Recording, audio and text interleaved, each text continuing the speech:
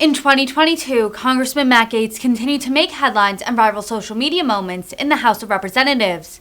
The Trump-supporting conservative sits on the House Judiciary Committee and continued his streak of full-throated opposition to President Biden, Speaker Pelosi, high government spending, so-called woke policies, and alleged DOJ overreach. Gaetz's House floor speeches routinely excoriated the agenda imposed by one-party Democratic rule in Washington. He also had frequent clashes with Democrats and witnesses within the Judiciary Committee. Gaetz has become a figure of extreme controversy on the left, but his stature on the right has grown, with his friendships with Marjorie Taylor Greene and former President Trump deepening this year. In November, Gaetz won re-election to a fourth term in Congress. I presume the gentleman yields back. I now recognize the gentleman from Florida, Mr. Gaetz, for 5 minutes. Thank you, Mr. Chairman. The American people are fatigued and frustrated by rising prices, by not being able to get the goods that they want or need. And we've had a Biden administration that has printed money like it's going out of style, that's declared a war on work with vaccine mandates by paying people to stay home, in some circumstances encouraging school closures or allowing them so that people are forced to stay home.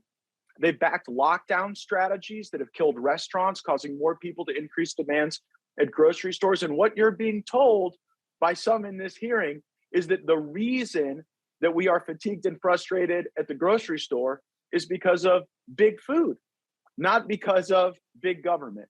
And that's an assumption that I certainly think deserves challenging. I guess my first question is for Mr. St. Ange.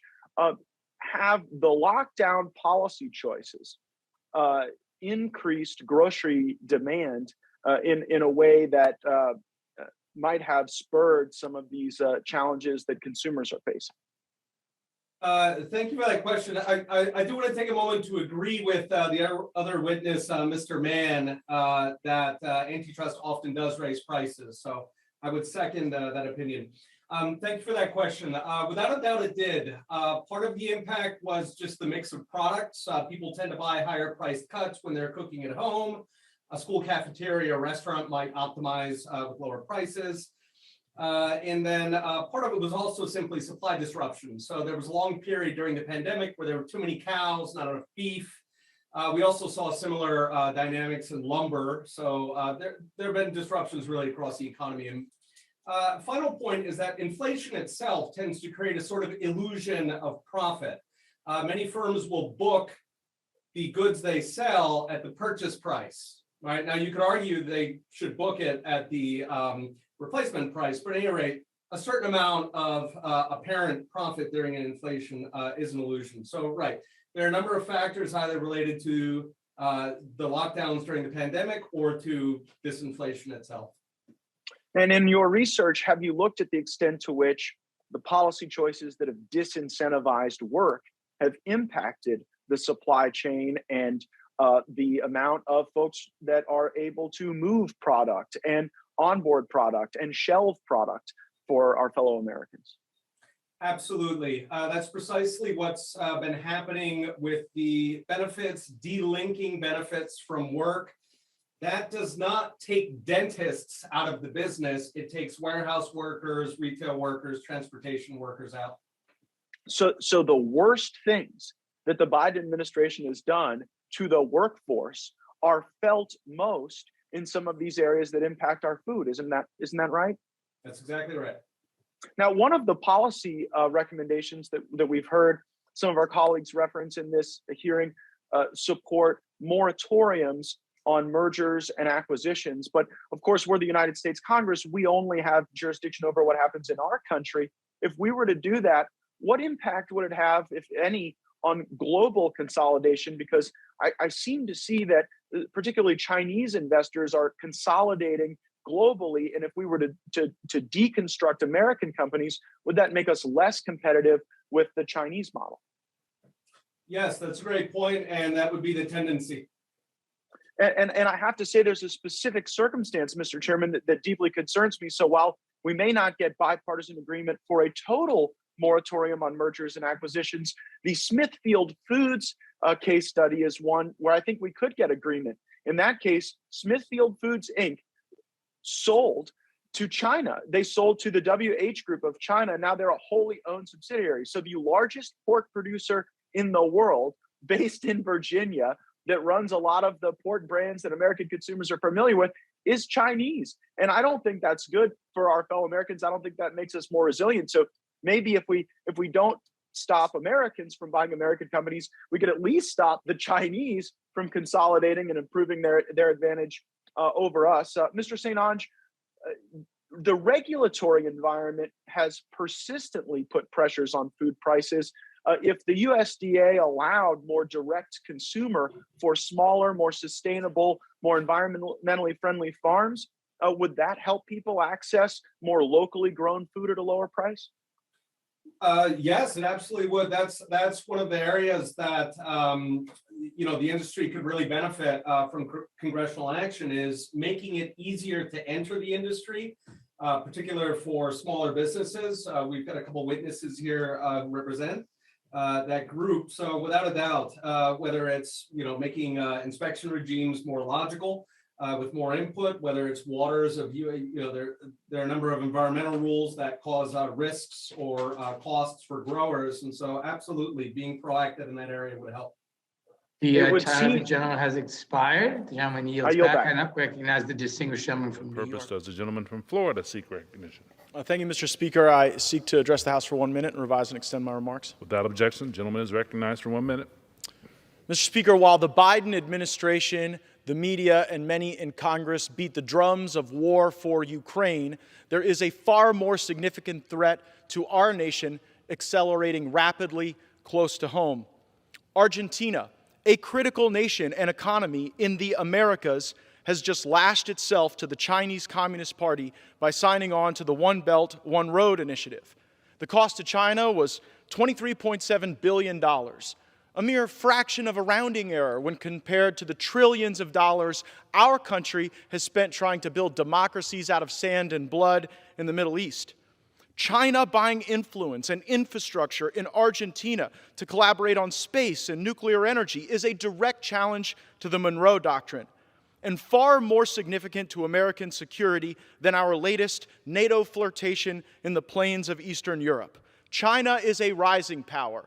Russia is a declining power. Let us sharpen our focus so that we do not join them in that eventual fate. I yield back.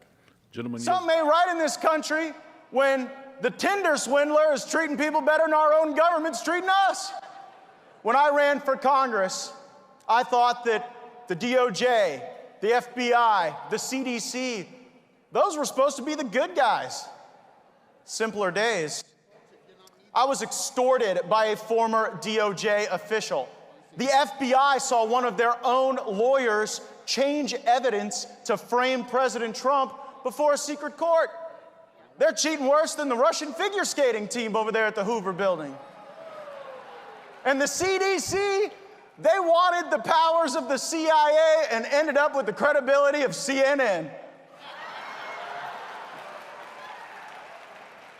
Now, Joe Biden and even some who have taken this stage tell us that defending freedom in Ukraine has costs for Americans.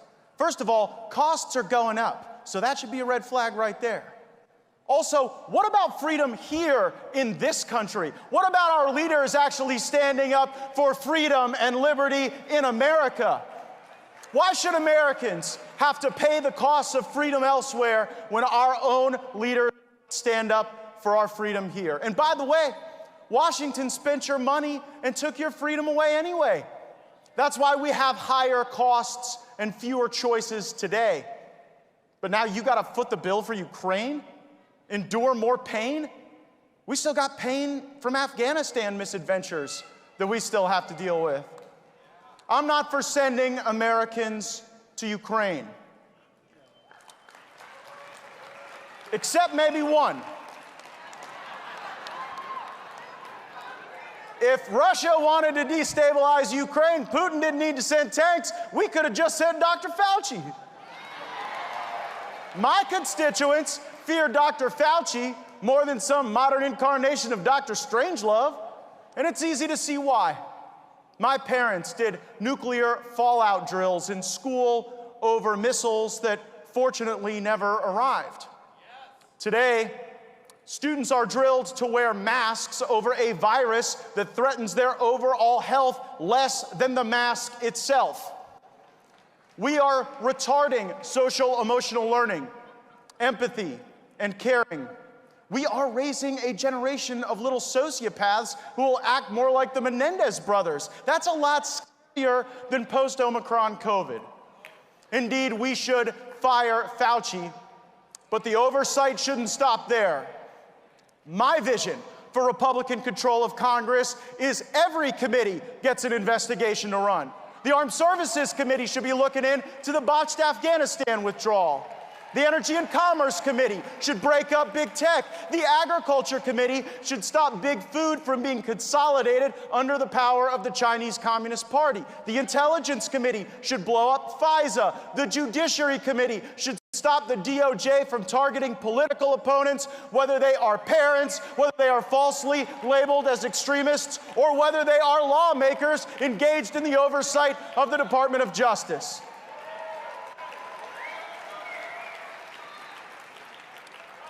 The Transportation Committee should not be debating whether or not roads and bridges are racist. They should solve supply chain issues. They oversee the ports, don't they? Why is it that Americans can get their heroin delivered faster than a futon from IKEA? The Foreign Affairs Committee should stop us from having so many foreign affairs. They cost our nation too much in treasure and in the blood of our bravest patriots. We don't have to give other countries money to hate us. They will probably do it for free. Wouldn't it be nice if the Natural Resources Committee actually cared about the development of American natural resources? I wish our media reported as much about the Keystone XL as they do Nord Stream 2. Homeland Security. It is not enough to finish the wall. Biden has let millions of people into our country illegally. We need internal enforcement of our immigration laws and deportations for people who did not come here with permission. We got to find every one of those Biden flights that dropped off illegal immigrants at our military bases and in our communities, and we ought to track those people down like they were at the Capitol on January 6th. The gentlelady yields back. For what purposes Mr. Gaetz seek recognition? Move to strike the last word. Gentleman is recognized. Thank you, Mr. Chairman. Well, if you didn't like critical race theory in your corporate training, if you didn't like critical race theory in your kids' schools, this is critical race theory with a gun and a badge and the power to arrest. And if my colleagues on the left are so worried about domestic terrorism, maybe they ought to be establishing new authorities at the FBI and DOJ to look into the BLM riots of 2020. Maybe they ought to have new authorities to go after Antifa and leftist agitators. But no. It's about white supremacy today. My concern is increasingly about the terrorists who are in our country who are crossing the border illegally. I was just in Yuma, Arizona with my colleague, Mr. Biggs, and we were briefed by Customs and Border Patrol about the known terrorists who are crossing our border each and every week, each and every month. And the majority here is more concerned about chasing the ghosts of white supremacy than dealing with those real and actual threats. The Attorney General in the United States came to this committee, misled us about the authorities that were being used to target American parents, and instead of giving the Attorney General an invitation to come back and explain himself, clarify, give us comfort that that's not occurring, we're giving the Department of Justice more authorities to continue the corrupt work that we see that they've already been engaged in. This bill grows government. It gives more authorities to a corrupt, weaponized, politicized Department of Justice and FBI, and it gaslights the targeting of white people. This is particularly problematic in our military.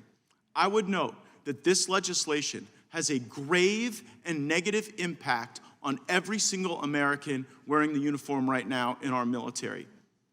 It has them all concerned that if they liked the wrong meme, shared the wrong joke 7 years ago, that their career could be ruined, that their patriotism could be tarnished. I get these concerns from my district most frequently from the units that are majority minority units. Because in our military, we try to train everyone to believe that you go through the same systems. You develop the same sense of common purpose. And now when we sick the FBI on the DOD and on our military to try to smear them as domestic terrorists or white supremacists, it erodes unit cohesion. It negatively impacts readiness. I have noticed that the parliamentarian referred this legislation not only to our committee, but to the Armed Services Committee as well. And I would implore the leadership of the Armed Services Committee, do not grant this bill a waiver.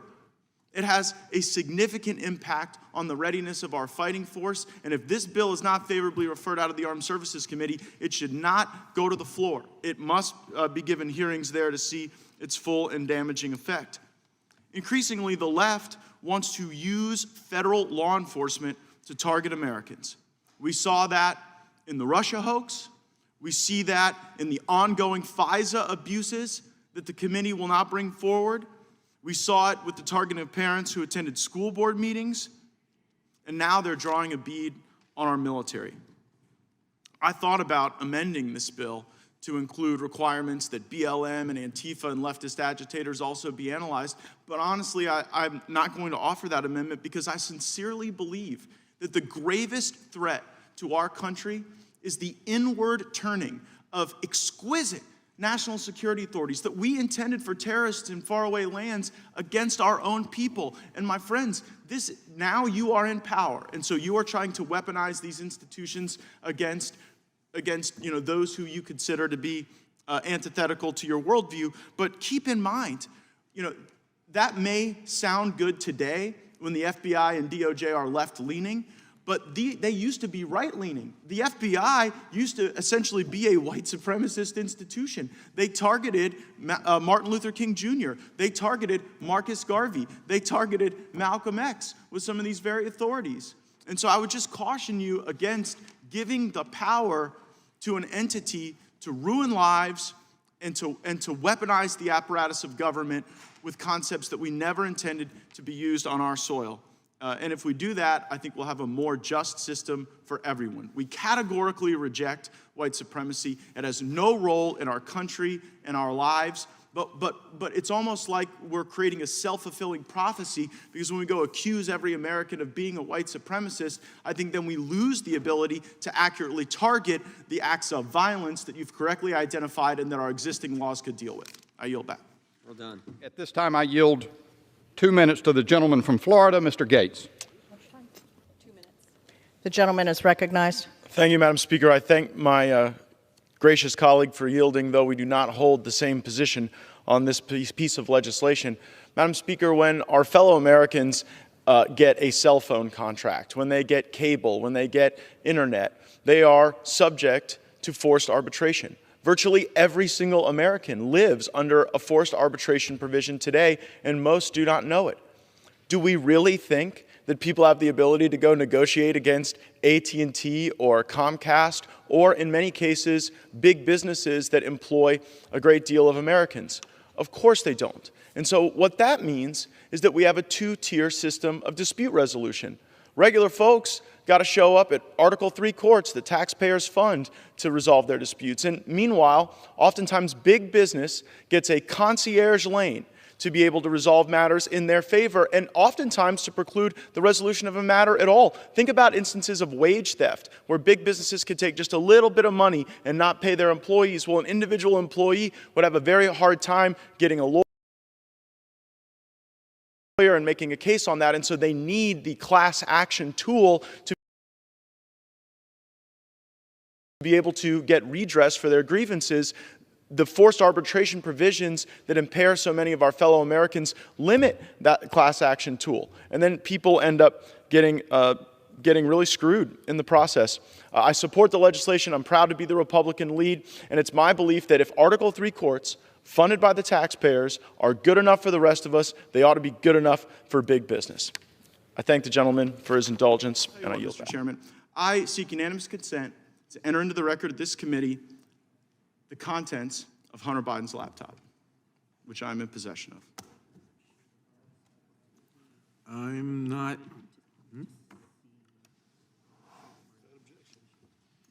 There's no objection to that.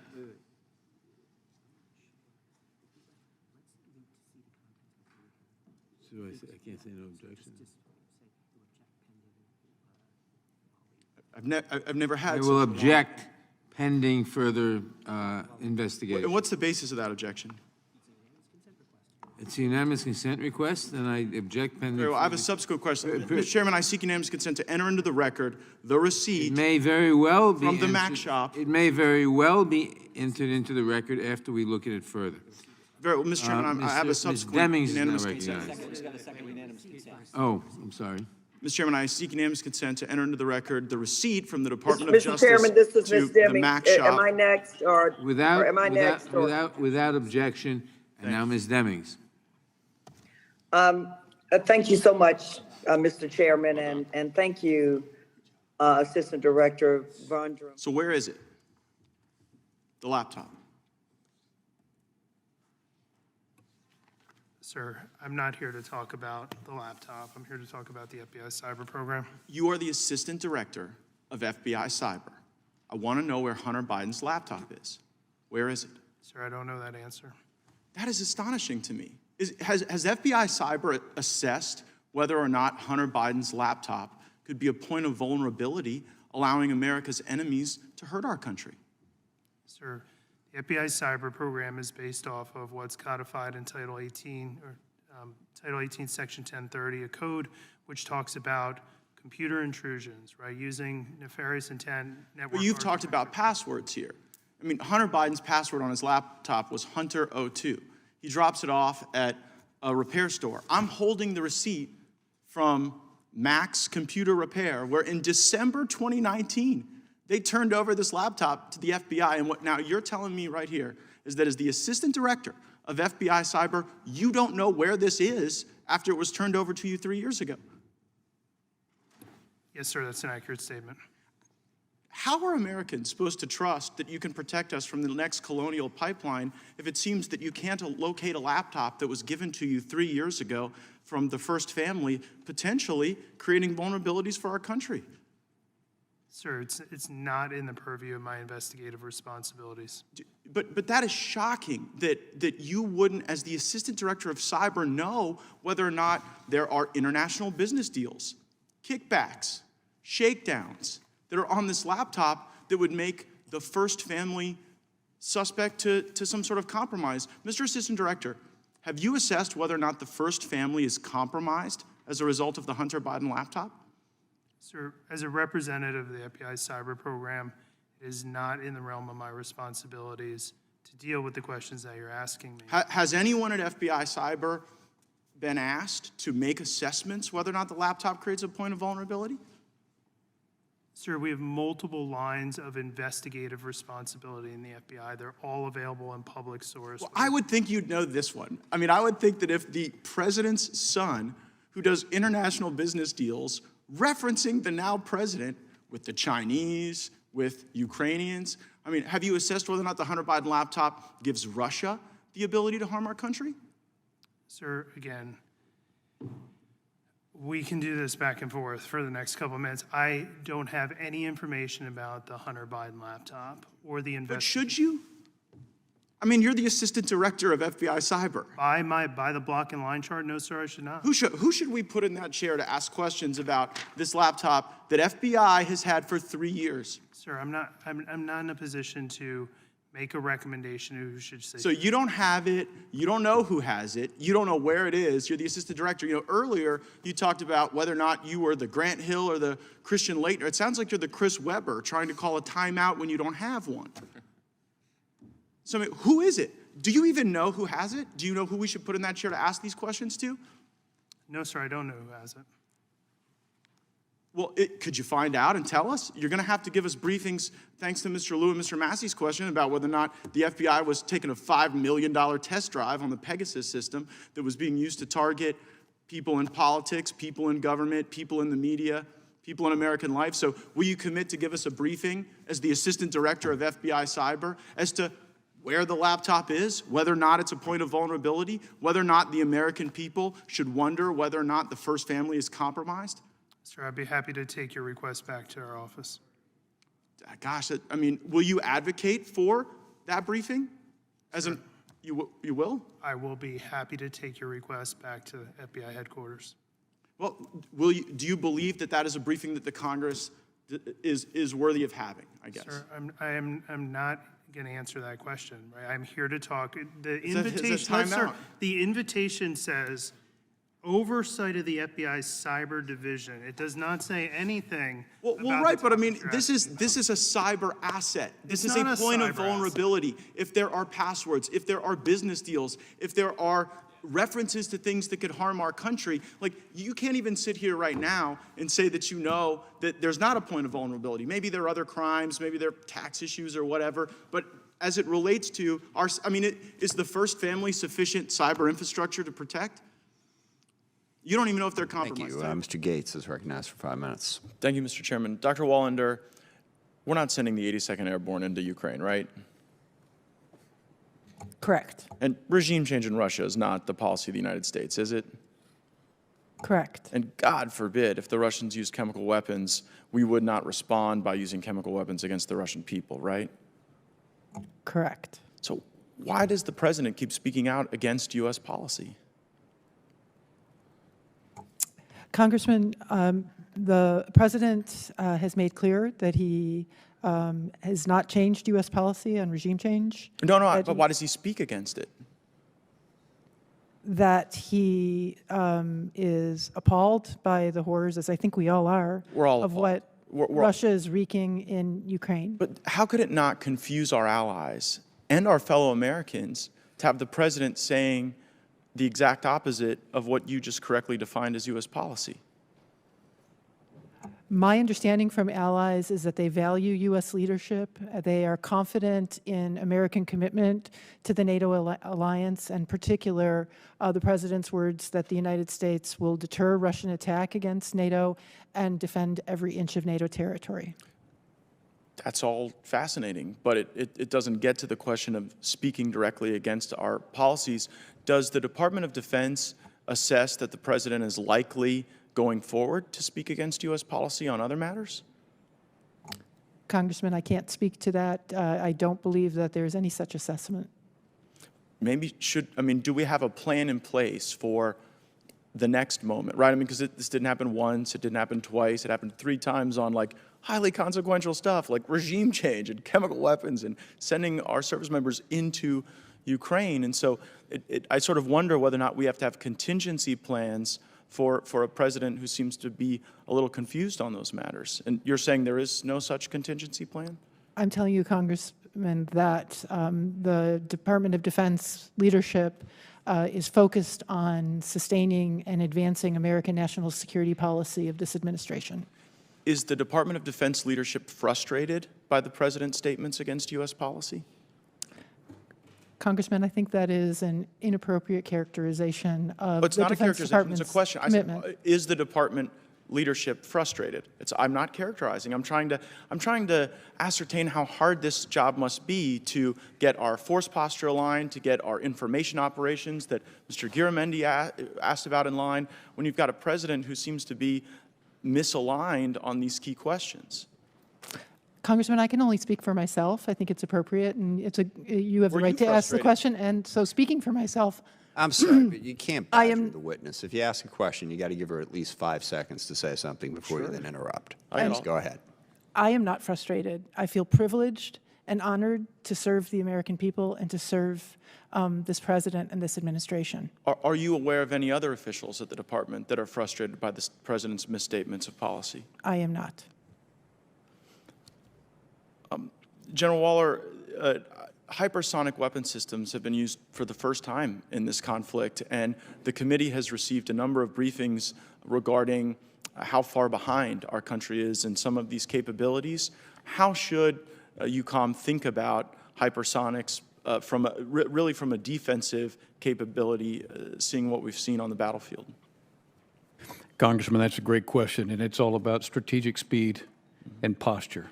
And every day I've got to find a way to adjust our indications and warnings and adjust our command and control and feedback to accommodate not just a Mach 1 target, but a target that can operate at Mach 4.5. And if we're not doing this in 2022, we're getting way behind. So The efforts are there. We find out what the capabilities are. We find out what their locations are. We examine the different courses of action of where these systems can be utilized. And now we have to adjust fire with our IW systems and our ISR to make sure that we have the best probability of capturing a potential strike. And if we're not adjusting every second of the day, we're making a mistake. And it's a constant adjustment in EUCOM as well as SACEUR. Speaking of those adjustments, because I only have a moment left, will we see an adjustment in the president's proposed budget or to accommodate our updated thinking about hypersonics now that we've seen them used in Europe? Congressman, we will. Very helpful. I yield back. Secretary Austin, why should American taxpayers fund lectures at the National Defense University that promote socialism as a strategy to combat China? It's the National Defense University is an academic institution, and I don't know of any such lecture. But well, that's surprising because it was widely reported. The National Defense University had Thomas Piketty come, and this was the title of his lecture, Responding to China, the Case for Global Justice and Democratic Socialism. So now that you know that they did this, would you agree that embracing socialism is not an effective strategy to combat China? Well, I certainly don't agree with embracing socialism. I think so that means I'm sorry. We're not going to do this. We're not going to let the guy say 4 words and still talk and then cut him off. We're just not. I control the time, Mr. Chairman. Yeah, but you also have to be fair to the witnesses. No, but I got the answer I wanted. I have a follow-up. My follow-up question is if we don't embrace it, then I guess why did the National Defense University put out a statement? Again, this is funded by U.S. taxpayers, saying in this talk, Mr. Piketty will argue that the right answer lies in ending Western arrogance and promoting a new emancipatory and egalitarian horizon on a global scale, a new form of democratic and participatory, ecological, and post-colonial socialism. So why would we invite people we don't agree with to evangelize views and values that we don't share at the National Defense University when we should be learning strategy about how to combat our enemies and make assessments that are accurate? And we do learn a lot about strategy and about the military and about joint force development. And so that is our focus in these institutions. I don't know what the context of this particular or content of this particular speech was. Mr. Secretary, I've shared with you the context. The context wasn't better understand socialism so we can defeat it. The context wasn't learn about it so that we can offer countermeasures. The concept was that it's time for socialism. And the reason I know that's the context is because the lecture was pulled from a book written by Thomas Piketty entitled Time for Socialism. And I just can't help but notice. And so your question was whether or not I control the time. Your question You guys have was been whether blowing or not a lot of calls socialism. lately on The matters answer of is no. strategy, Mr. Secretary. You guys told us that Russia couldn't lose. You told us that the Taliban couldn't immediately win. And so I guess I'm wondering, what in the $773 billion that you're requesting today is going to help you make assessments that are accurate in the face of so many blown calls?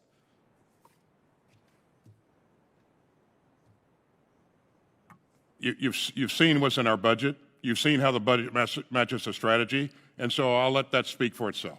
Well, I mean, I've also seen that we're behind, Mr. Secretary. We're behind in hypersonics. We failed to deter Russia. Last year, so what do you mean we're behind in hypersonics? How do you? Okay, who's ahead in hypersonics? How do you make that assessment? I don't know. I make that assessment because China is fielding hypersonic weapon systems and we are still developing them. I make that assessment because Russia actually used one. By the way, your own people brief us that we are behind and that China is winning. Are you aware of the briefings we get on hypersonics? I am certainly aware of briefings that we provide to Congress. But it's not just the hypersonic. It's all over the world. It's in Taiwan, where China last year flew more sorties than ever before. It's North Korea, on pace to shatter prior records, the number of missiles that they are testing. And so while everyone else in the world seems to be developing capabilities and being more strategic, we got time to embrace critical race theory at West Point, to embrace socialism at the National Defense University, to do mandatory pronoun training. Do you accept? You know, it's again, this is the most capable, the most combat credible force in the world. It has been, and it will be so going forward. Not if And we this continue budget down this helps us path. to do that. Not if we embrace And socialism. The fact that you're embarrassed by your country, by Oh, your no, no, no. I'm military, embarrassed by your leadership. I'm sorry for I am that. not embarrassed for my country. I wish It's we were what not you're losing saying. to China. It's I what wish you're we saying. were, you know what? That is so disgraceful that you would sit here and conflate your failures with the failures of the uniformed service members. You guys said that Russia would overrun Ukraine in 36 days. You said that the Taliban would be kept at bay for months. You totally blew those calls. And maybe we would be better at them if the National Defense University actually worked a little more on strategy and a little less on wokeism. Has it occurred to you that Russia has not overrun Ukraine because of what we've done and our allies have done? But that was baked into your flawed assessment. That was baked into your flawed assessment. And so I saw that the Obama administration tried to destroy our military by starving it of resources, and it seems the Biden administration is trying to destroy our military by force-feeding it wokeism. I yield back. Gentleman's time has expired. Mr. Keating. Madam Speaker, I yield 2 minutes to the gentleman from Florida, Mr. Gaetz. The gentleman from Florida is recognized for 2 minutes. Gas prices are rising. The border has become a turnstile.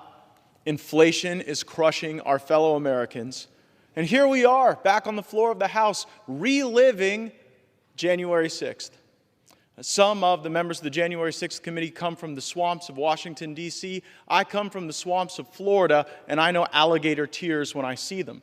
And yet we are lectured about performing for the former president. The reason Scavino and Navarro shouldn't be held in contempt is that the January 6th committee itself is so performative, illegitimate, unconstitutional, kicking off the Republicans that Leader McCarthy sent to serve on the committee. You know, we were accused by the majority leader of having our party hijacked. Our party is ascendant, and time is on our side because when we take the majority back, this nonsense will come to an end. It's baffling to me that Democrats are so eager to conduct oversight over the last administration that is out of power, but it's hear no evil, see no evil, speak no evil when it comes to the Biden administration. They're more worried about Trump's trade advisor than Joe Biden's son trading influence for foreign money. They're more worried about Trump's deputy chief of staff than deputizing the right folks to secure America's border. The January 6th committee is a sham. And if you took the position of the committee legally, no president would ever have privilege that would extend beyond the life of that presidency. And so no president would have the ability to have candid conversations with staff and advisors that might not immediately come back to bite them the moment they left the Oval Office. The American people see this for the partisan exercise that it is. Probably some folks at the Justice Department even see that it's a partisan exercise because not all these contempt citations are well received at the Justice Department right now, and this contempt referral should similarly be ignored and rejected, and certainly is a stain on this House. I yield back. Gentleman yields back. The gentleman. 2 million people are undetained, free, roaming about the country. They've gone before a judge. A judge has issued a final order of removal. How many ICE agents do you need to deport them? Congressman, I think what we need is legislation to fix the broken immigration system. Because you don't need legislation to overcome a final order of removal, right? Look, I get it. You want comprehensive immigration reform and a big amnesty thing. Very unlikely that's going to happen. So we have to operate under the laws that exist now. So under the laws that exist now, a judge has told 1.2 million people that they have no right to be here. Do you plan to remove those 1.2 million people? Congressman, with the resources we have, and I would appreciate the opportunity to answer your question fully. With the resources we have to allocate those resources. How much money do you need to deport all of them? How much money? How many agents? To deport the 1.2 million who a judge has said has no right to be here. Congressman, there are a number of questions that your question raises with respect to whether all of those individuals actually have been given due process. No, they have. Yes, these are the people who've had the due process, okay? And here's the point.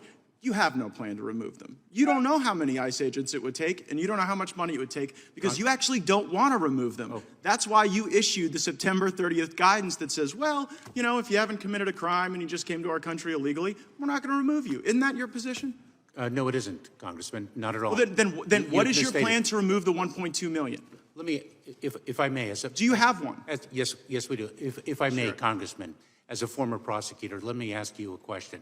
If one has a finite amount of resources and one has a finite number of hours, and one has a choice of removing 20 shoplifters or 3 fugitive armed bank robbers, how would you spend your time? Well, I know how you've spent yours. I know how you've spent yours by decreasing by 48% the number of criminals you arrest, by deporting 63% fewer convicted criminals. You have the lowest deportation rate in the history of the department, right? Your data that you cite is misleading. No, it's your data. This is actually what your own agency is reporting. So do you think that it just might be the case that one reason that we will encounter the highest number of illegal immigrations in our nation's history this month and next month, because everybody knows that even if they come here, even if they go through the removal procedures, even if a judge issues a final order, you still think there might be more due process, and you have no plan to remove them. And then when I ask you what the plan is, you say, oh, well, resources, I got to make finite decisions. I go back to my first question. How many ICE agents to remove the 1.2 million? Congressman, I'd be pleased to provide you with a resourcing data subsequent to this hearing, if I may. And I think it's telling that you. I think it's telling that you got plans for pronouns and you got plans for misinformation. But when it comes to the plan to remove the people that have had due process, you don't have one at all. Now, 800,000 people have encountered your CBP agents, and those folks have been released into the country. Like, some of those people are going to commit crimes, aren't they? Congressman, may I have a moment to answer your questions? Will some of the 800,000 commit crimes, yes or no? Undoubtedly. Undoubtedly. And so the Americans who are the victims of the crimes for the people that you release in the country are collateral damage that you are willing to accept in order to have our border function as a turnstile. You're willing to accept that collateral damage. Congressman, I couldn't disagree with you more. Let me give you, if I can, some data that will actually more than the data. How about this? Well, how did it feel to you when you went to the border and the Border Patrol agents turned their back on you? One Border Patrol agent turned his back on me, and I addressed that as the leader of the Department of Homeland Security. So if I can return to data, because I want to make sure that you have accurate information. Everyone knows that you have more people coming in than ever, and you're removing fewer people than ever, and it's because you have no plan and because it's on purpose. See, I don't buy the theory that you don't know how to do this. I think you're actually a highly competent dude. But the reality is, your plan is to bring these people in and to send the message to the smugglers and the criminals that they will never have to leave. That's why your workforce turns their back on you. And you have tools that you could use to deport these people. You have facial recognition. You have flights going all over the country, dropping people off. And I think we ought to use the best tools in the country to find these folks, round them up like they were at the Capitol on January 6th, and deport every last one of them. I yield back. Gentleman yields back. Ms. Bass. Congressman, may I have a moment to answer a question? No, he didn't ask a question. Ms. Bass. Thank you, Mr. Chairman, and thank you, Mr. Secretary. I want to especially point out your patience for putting up with all of the theatrics. I want to echo what Chairman Nadler has already stated about your efforts to reunify children with their families. Florida is now recognized for 5 minutes. Mr. Gaetz. Well, thank you, Mr. Chairman. It's quite something to hear my colleagues reflect that we shouldn't be able to observe conditions regarding Justice Ginsburg because she's left the court when they impeached a president who had already left the Oval Office. Mr. Paletta, I wanted to give you an opportunity to extend your remarks regarding instances of racism that you believe Justice Thomas encountered as a consequence of his skin color and his politics. Sure. I think it's I have it in my written testimony too. It's this narrative that Justice Thomas is a lackey of Justice Scalia, of Judge Silberman when he was on the court, and the writing is all that he is incapable of being a justice, which is so belied by the facts. He's the most independent thinking justice probably in history. He writes the most opinions per year of any justice. When the documents came out from Justice Blackmun, it showed that from his very first conference, he voted in dissent on his own and brought 3 or 4 justices over to him in the first case that they dealt with. And time and So time I'm again- sorry, is it an attempt to try to invoke a racist trope that black people are not as intelligent and thus are more persuadable? Yes, and if you look at the current attacks on Justice Thomas, where Philip Bump writes that Mayor's piece dances around the question of how much influence Ginny Thomas has over her husband. The one person Clarence really listens to is Virginia. Michael Kranish's piece in the Washington Post quotes Democratic operative Mark Fabiani wondering aloud whether there is a single opinion that Justice Thomas has ever written that is inconsistent with his wife's far-right wing views. So he is following her. And it's just the most offensive thing in the world when you read a lot of court watchers who are serious about the court, they know that Justice Thomas is the leader of the originalist wing and brought Justice Scalia over to his side, probably more than Justice Scalia ever brought Justice Thomas over to his views on the areas where they disagreed. When someone calls a black person an Uncle Tom, is that a racist attack? Yeah, I think it is. I think it's a disgusting attack.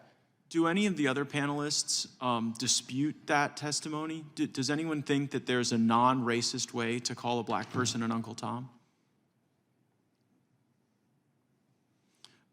How should we think about the fact that the chairman of the January 6th committee, the chairman of the Homeland Security Committee, used what all of you concede is a racist attack against Justice Thomas? Congressman Jeffries asked me for an example. I gave it to him. I'll let others just address it, but I just think it is indicative of the hatred that is directed towards Justice Thomas for his views, which in fact, if you look, I wrote an article on this of comparing Justice Jackson and Justice Thomas's views on a number of issues in terms of polling, and by and large, Black Americans rank and file agree, I think, on abortion, on guns, on voter ID, on across the board. And yet somehow he's portrayed as being an Uncle Tom or a sellout or whatever the disgusting characterizations are. And it's just this continual attack on Justice Thomas. And thank God he's had the backbone to never bend in the face of these attacks. And I think this hearing today is a continuation of that. Everyone's focused on Justice Thomas. And let me just address the January 6th case, where that case has to do with executive privilege over internal White House documents between the president and his closest advisors. They have nothing whatsoever to do with Ginny Thomas's communications with Mark Meadows. Those wouldn't be covered by executive privilege. So Justice Thomas was voting on a document, on documents that were not at all related to his wife. So, that's why I say up until this point, there could be cases down in the future, as every justice does. When the case comes before the court and they look at the litigants, they look at the parties, they look at what's at issue, they decide whether they recuse. So that I understand your testimony, you believe it's a racist trope to designate Justice Thomas as like uniquely unintelligent or persuadable. You believe it's a racist trope to call him an Uncle Tom, and you believe that this committee is a continuation of that effort. Yes, and I believe it started when he first came to town in 1980. On joining the Reagan administration. Let's hope it ends. I yield back.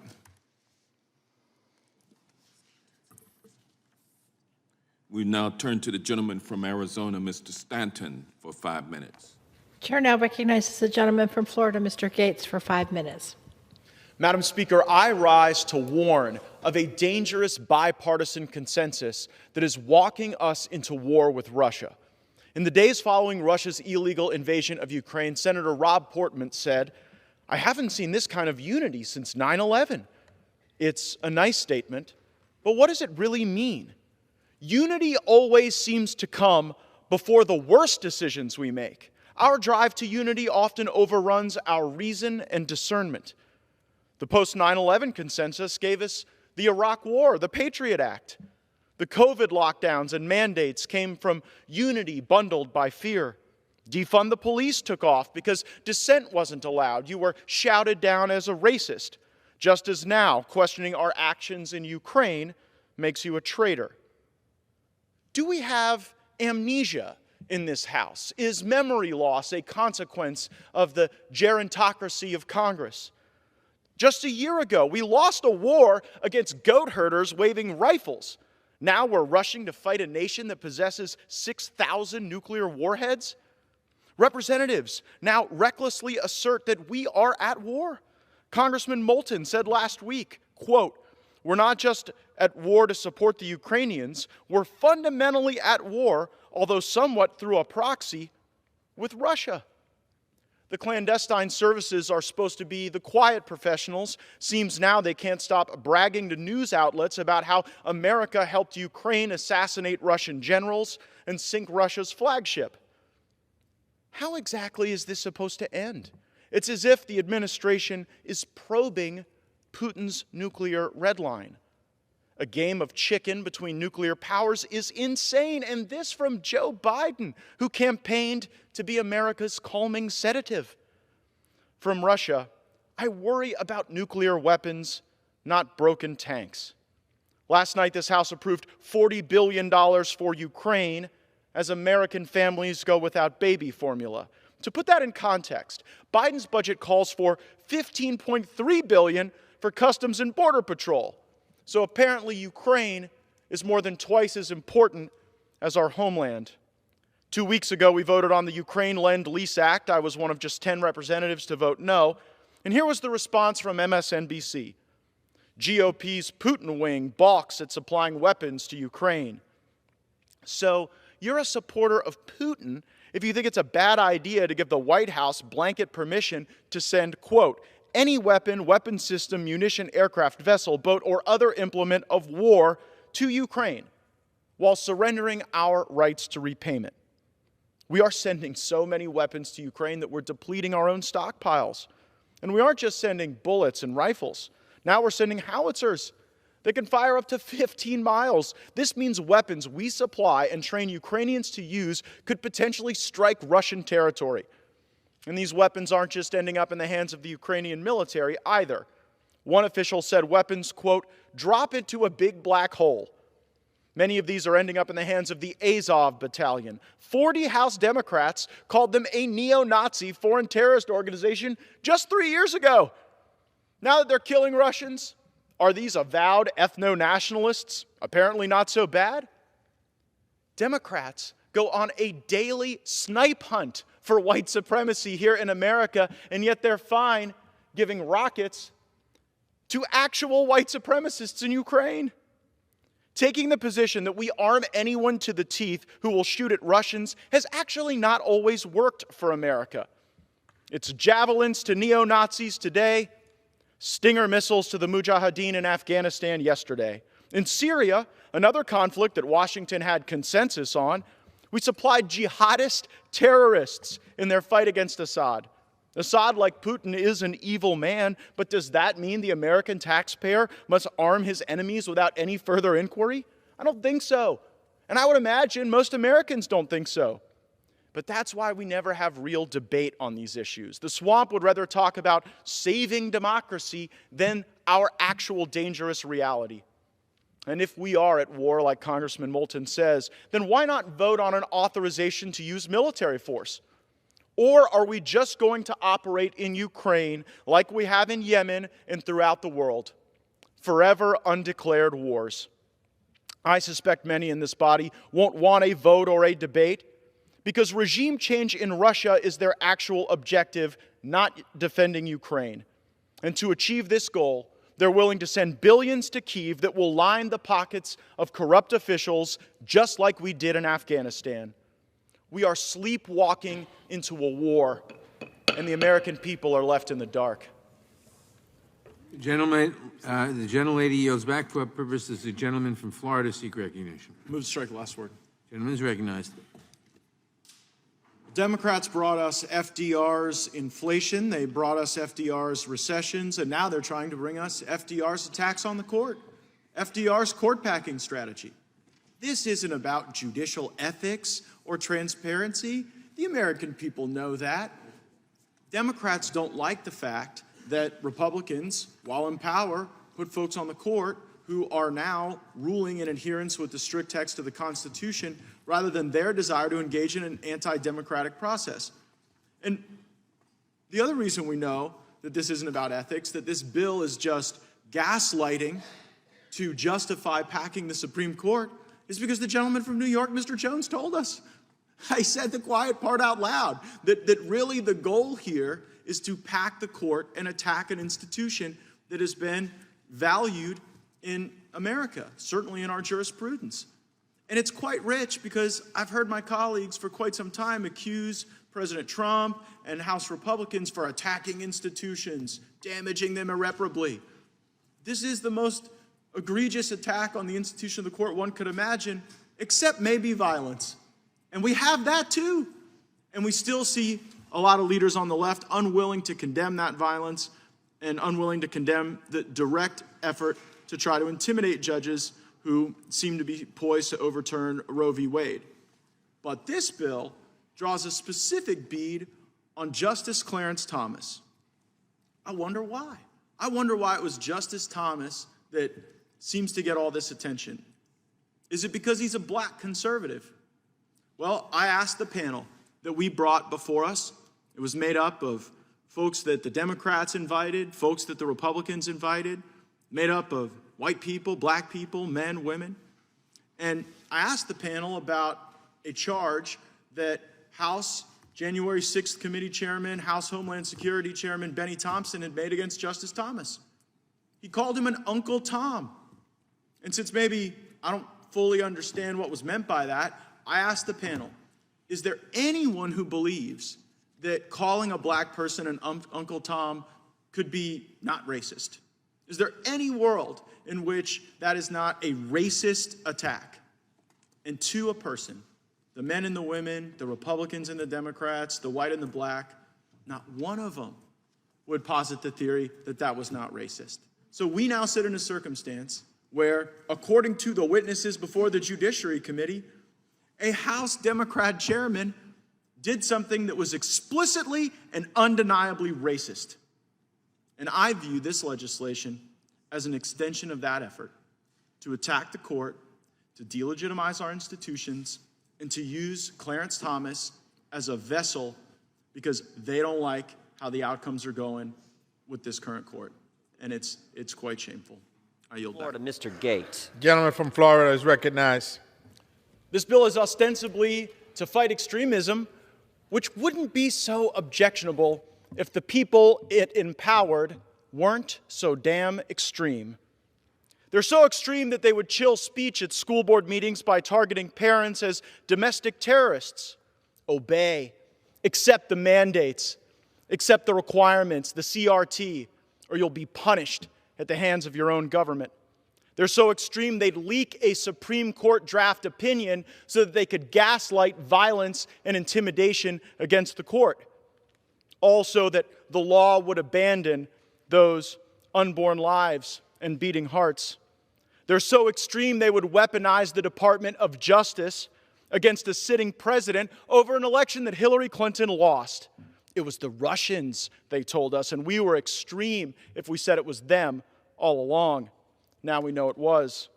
The last press secretary thought that COVID discussions on Facebook rooted in science were so extreme that Mark Zuckerberg had to deplatform these people, take them away from the digital world.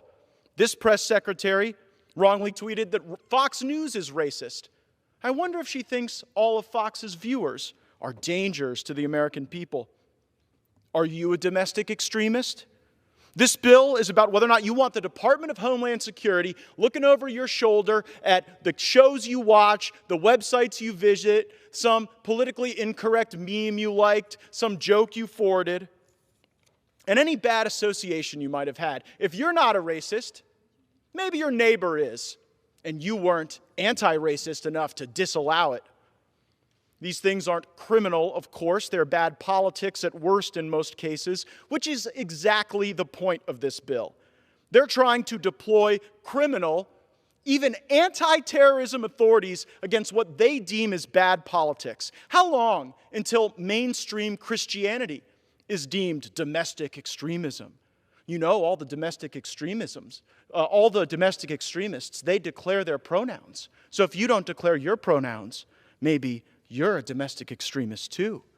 Under this bill, how long until Facebook jail means a government file on you, a higher interest rate on your home loan, your spouse fired from their job? You know, at first I was a critic of the Disinformation Board, but it might go down as one of the most efficient government entities in all of history.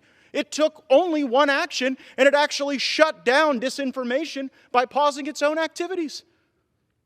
The worst part of this bill is how it puts a target on the back of every one of our military service members.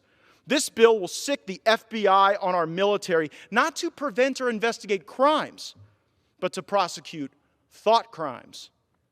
The problem with our military is wokeness at the Pentagon, not white supremacy in our ranks.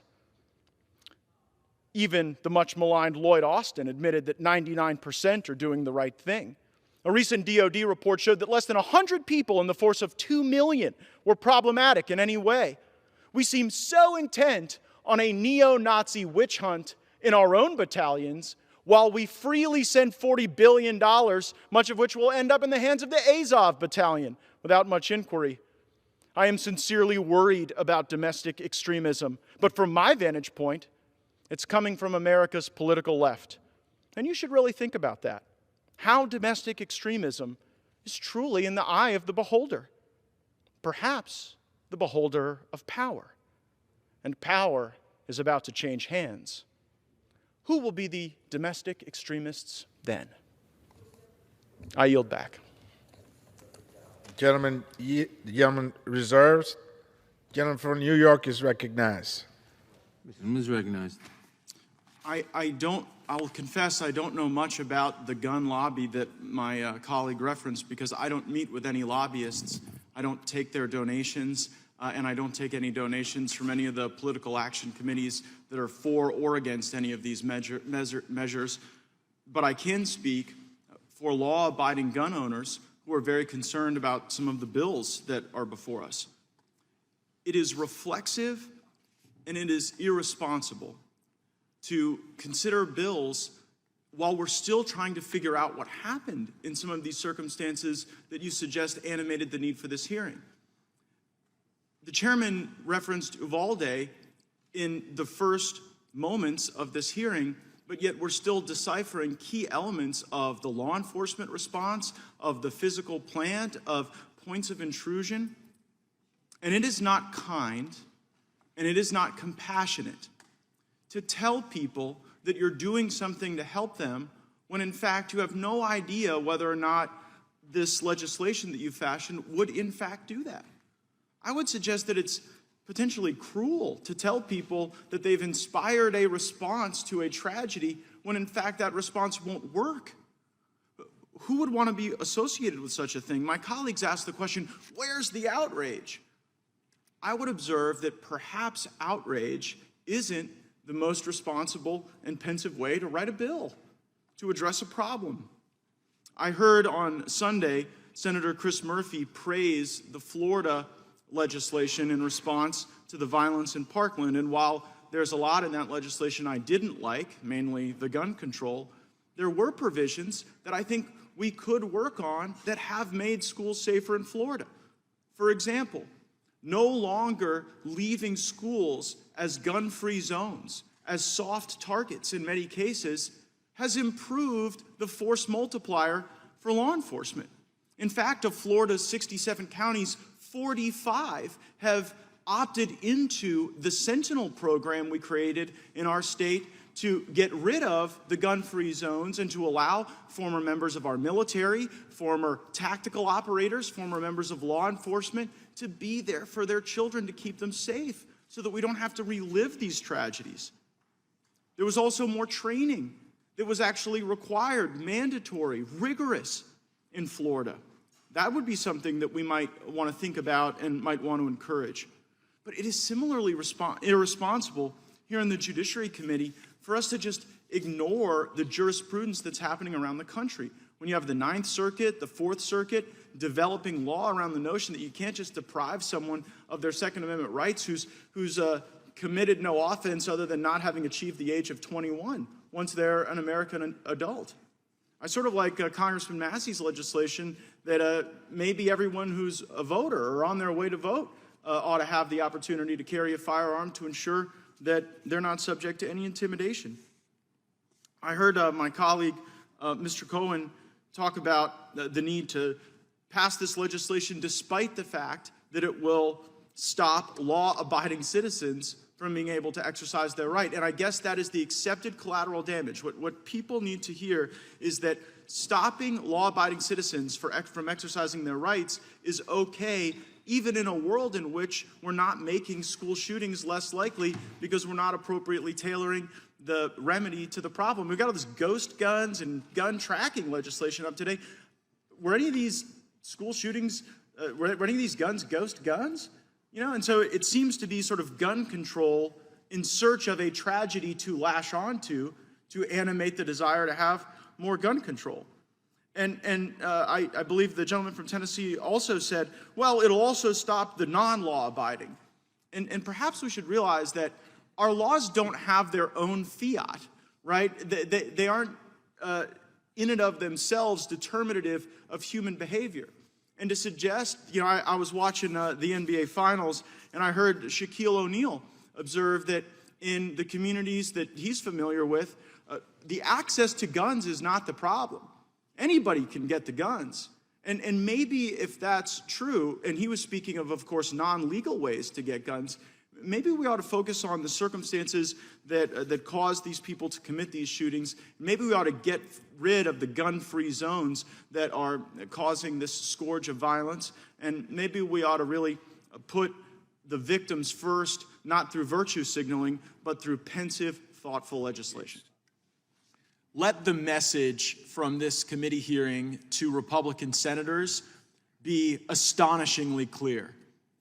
If you back red flag laws as some reflexive response to some emotion that you have, you betray your voters, you are a traitor to the Constitution, the Second Amendment, the Fifth Amendment, you do nothing to make mass shootings less likely, and you put a target on the back of your constituents to be subject to bizarre proceedings that you wouldn't see in any other type of circumstance that has a profound impact on your rights. And these will be abused. They are being abused. I think there's some that would probably red flag some of your colleagues in the Senate. How long until the conversations about kicking Senator Hawley off of aircraft turn into conversations about taking his guns away? You see, this isn't just about guns, it's about power. And what the Democrats want is to ensure that the government has the power to take your guns away without giving you due process. And shame on any Republican in the Senate that would pave the way to that type of deprivation of our liberty and our constitutional rights. I yield back to the gentleman from Arizona. I wonder if the gentleman would further yield to me. Yes, I will yield to you. Thanks, sir. You know, earlier today, Mr. Jones said, "You will not stop us from passing this package of bills. If the filibuster obstructs us, we will abolish it. If the Supreme Court objects, we will expand it. We will not rest until we've taken weapons of war out of our communities." Of course, weapons of war is the term of art Democrats have concocted. But every comment from the Democrats today, including the denial of the availability of a gun to a victim of domestic violence, bespeaks their desire to reject the core right entailed in the Second Amendment. If they'll abuse all those things that Mr. Jones has said, would they abuse this? Will the gentleman yield? Would they use a red flag law and a favorable official in a jurisdiction like the ones who changed all the election rules in 2020? Would they use those people to go attack their political opponents' gun rights? Will the gentleman Would that yield? happen? I think I just don't understand why, you know, if they've told you who they are, if you're the Republican senators considering doing this, you have to know the context in which you're operating. That's the context. In that situation, you're being asked to say, okay, we'll cut due process for this fundamental right. I don't think you can do it. Will the gentleman yield? Time of the gentleman has expired. For our purposes, Mrs. Cellini seek recognition. Amendment to the amendment in the nature of a substitute to H.R. 7910, offered by Mr. Gaetz. Page 41, after line 12, insert the following. Without objection, the amendment will be considered as read. And the gentleman is recognized to speak on his amendment. I believe one of the greatest threats to the Second Amendment, to gun owners, to public safety right now, the negotiations going on in the United States Senate to potentially adopt red flag laws. And I want members of the Judiciary Committee to be clearly on the record and to be clearly understood as to whether or not we believe it is a proper function of the United States government to try to coerce or entice or cajole states to adopt red flag laws. I am unequivocally against red flag laws. They deprive Americans of their Second Amendment rights. They deprive Americans of their Fifth Amendment right to due process. Many states have laws beyond their red flag laws where if someone is not in a position to appropriately own a firearm, that can be dealt with. But as there is this seemingly reflexive desire to adopt red flag laws, including in my own beloved Florida, I would suggest that this committee take a position against them. In the Sunshine State, nearly 6,000 people have been subject to orders as a result of red flag laws. I do not view that as a success. I view that as something that would cause grave concern. Increasingly, we see these red flag laws try to be used in contentious divorces, where you've got one person trying to deprive another person of their safety and security and their liberty and their Second Amendment rights in order to gain leverage in a marital dispute. And I find that particularly challenging. Our Second Amendment rights shouldn't be subjected to that type of deprivation of review by a court in an adversarial proceeding. An adversarial proceeding that I think justice would require. And I would yield to the gentleman for Kentucky. Thank the gentleman from Florida for introducing this amendment. Red flag laws are bad. They're not just harmful, they're unnecessary. In all 50 states, there are already laws on the books. In Florida, it's called the Baker Act. In California, it's called 5150, that allow somebody to be committed to a mental institution or to have their firearms even taken away. But the difference between those existing laws and these new laws is the existing laws have due process. Yep. You are entitled to an attorney. You will know when the hearing is happening. If you can't afford an attorney, they will give you an attorney. And there's a mental health expert required to be involved. This is absent of any of the red flag laws. They don't want to bring in a mental health expert. They don't provide you with a lawyer if you can't afford one. And so many people just have to submit to having their guns taken away without due process. They presume that you're guilty. And then, and under the new red flag laws that are being proposed, if you have the money, if you have the resources, if you can muster $10,000 for lawyers, you might be able to fight to get your right to keep and bear arms back. Furthermore, red flag laws prevent people from seeking help. Because if you get red flagged, they don't provide you with mental help. And the 50 states that already have laws dealing with involuntary commitment, they provide you with mental help. With a red flag law, they come in, they irritate the person they believe might be a danger to himself or others, and then provide no help whatsoever. And how do you know you've even taken all of their weapons or that they couldn't get more? So, and people knowing this won't seek mental help. If they've got an issue, they're afraid that that stigma will cause them to lose their rights, and so they won't seek the help. So it's even worse than not having a red flag law. And I'll yield, back to the gentleman from Florida. Yield to the gentleman from Ohio. Nope. All right, very well, yield back.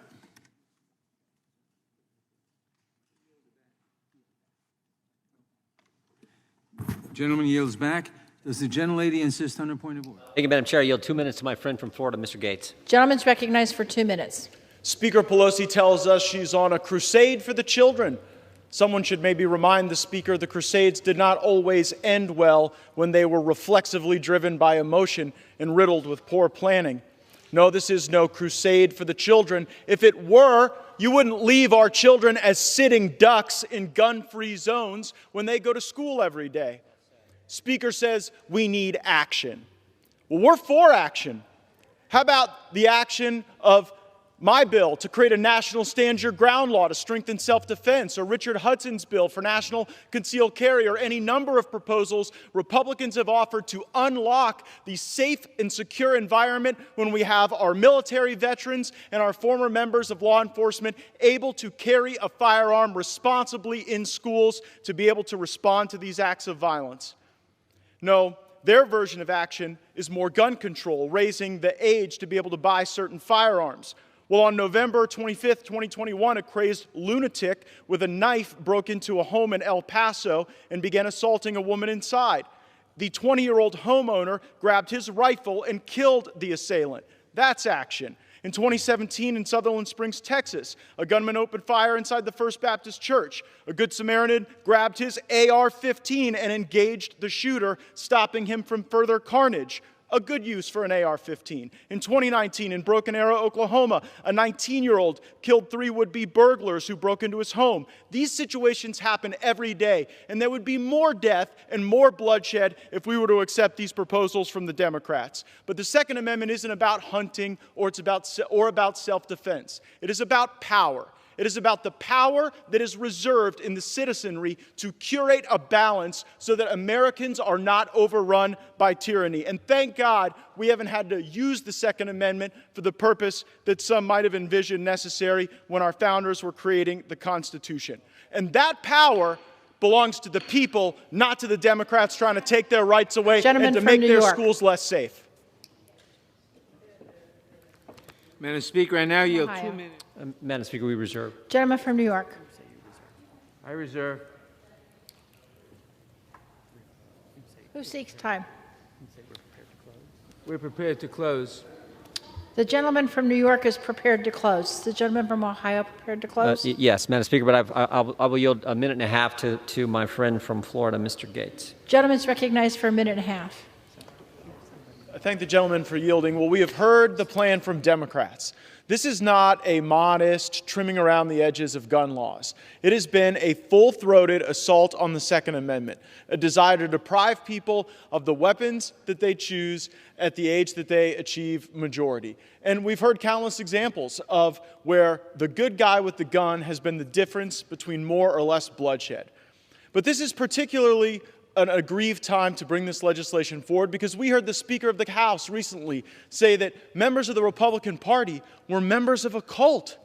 So you now have House Democrats demeaning, defaming, calling extremists tens of millions of Americans while they try to disarm you and then subsequently defund the police. And so no good guys are coming when the woke mob ends up at your door. That's their plan for America, and gun control, unrestrained gun control, is a key part of it. And just like they said, they'll pack the court, they'll blow up the filibuster, they'll abuse every moray of this place for the opportunity to take down the Second Amendment. That's what's at issue. That's what we're fighting for. And Republicans in the United States Senate should not sign up for this charade. They should stand with our fellow Americans for the Constitution and with American gun owners. I yield back to the gentleman from Ohio. Is the gentleman from Ohio prepared to close? We are, Madam Speaker. Is the gentleman reserves. The gentleman from Ohio is recognized. Madam Speaker, I yield 2 minutes to the gentleman from Florida, Mr. Gaetz. The gentleman from Florida is recognized for 2 minutes. If House Democrats were so worried about violence, they wouldn't open the borders, open the prisons, and then disarm law-abiding Americans who want to protect themselves and protect their families. Chairman Nadler says that Republicans shouldn't lecture about constitutional rights, but it was the last Democrat speaker, Mr. Cicilline, who in the House Judiciary Committee said, "Spare me the bullshit about people's constitutional rights." So pardon us for standing up for the Constitution and the very due process that ensures that we're able to have a civil functioning society in this country.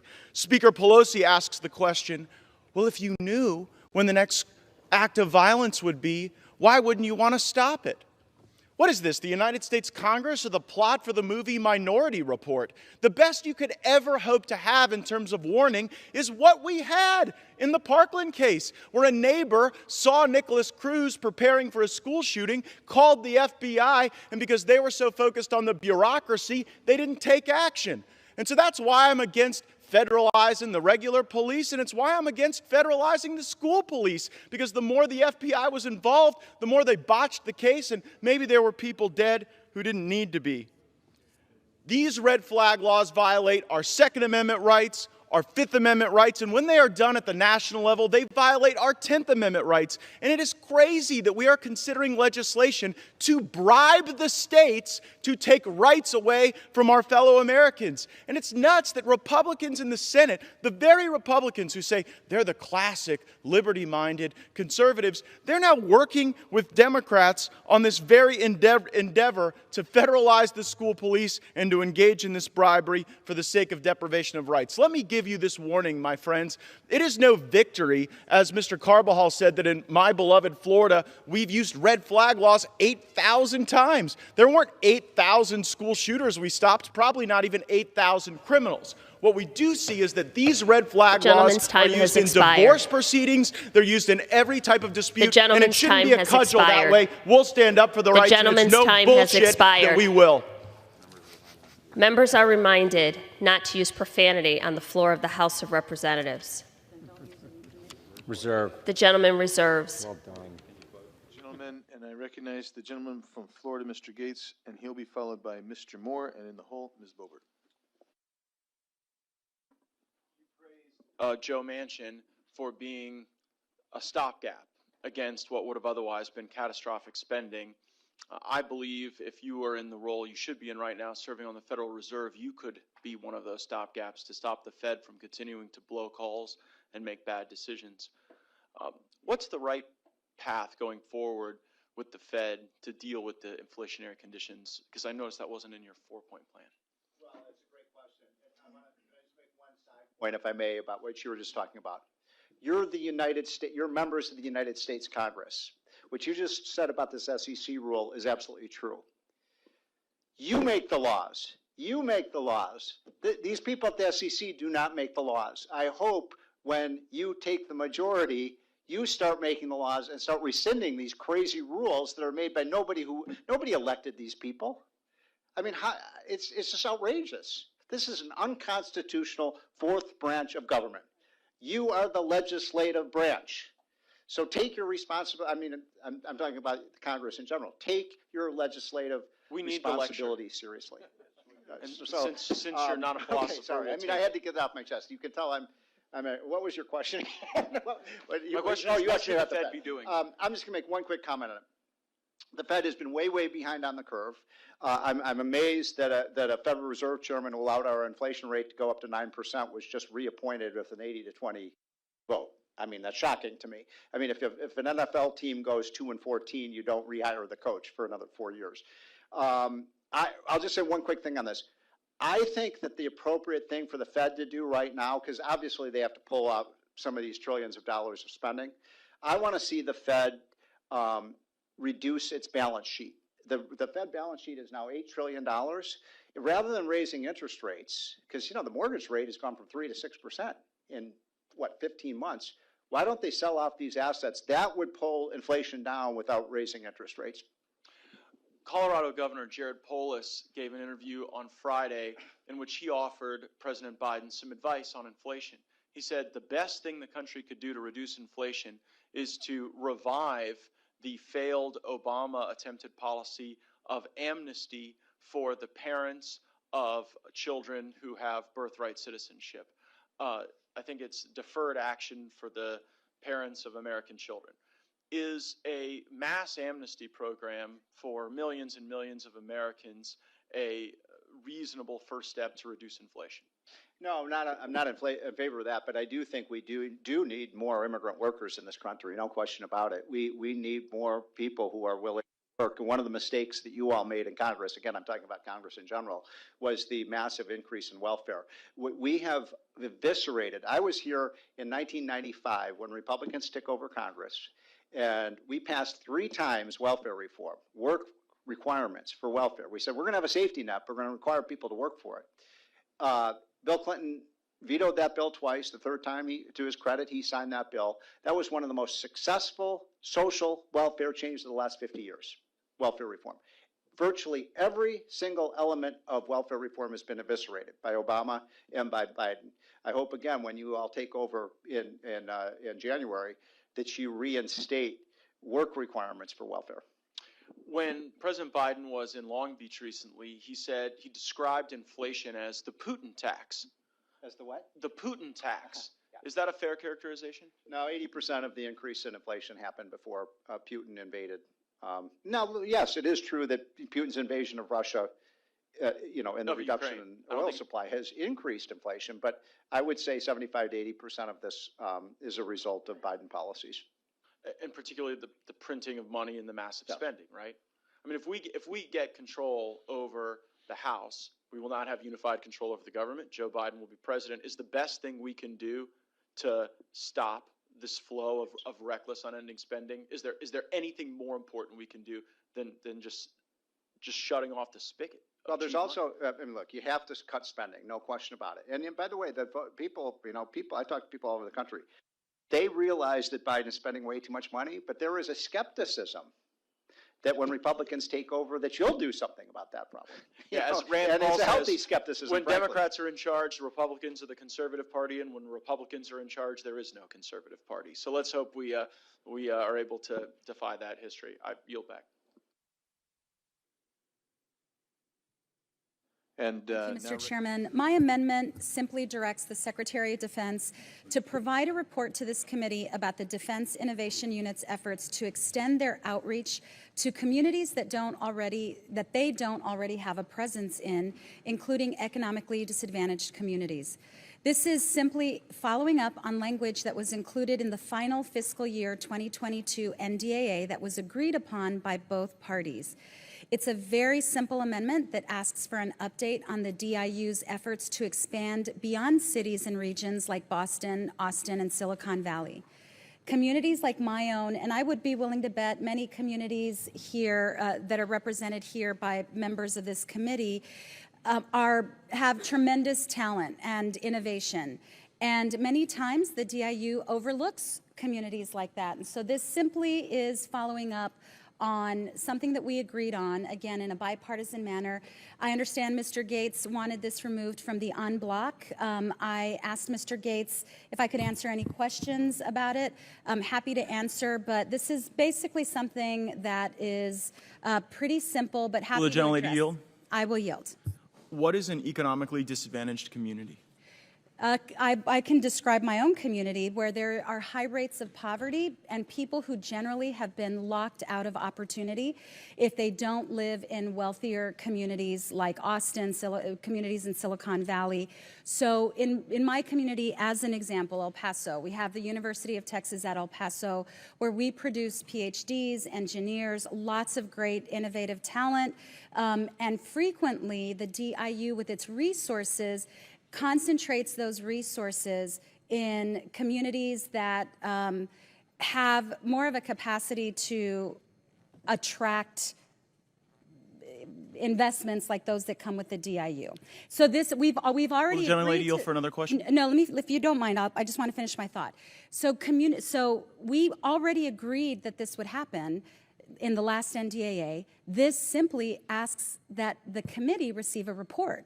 So if there were a problem with it last year, or if there were a problem with this fundamentally, then last year would have been the year to argue against it. This, again, simply directs the SecDef to give us a report. Will the gentlelady yield for another question? Sure. Well, actually, you can do that, but we can also just give you time here in a second. But go ahead. Sorry. Perhaps the call Go ahead. will resolve the issue. What criteria would the DIU use to determine whether a community was an economically disadvantaged community for purposes of the report? I'd have to go back and look at last year's NDAA to see what the criteria was that we all agreed to last year. This is simply asking for the report.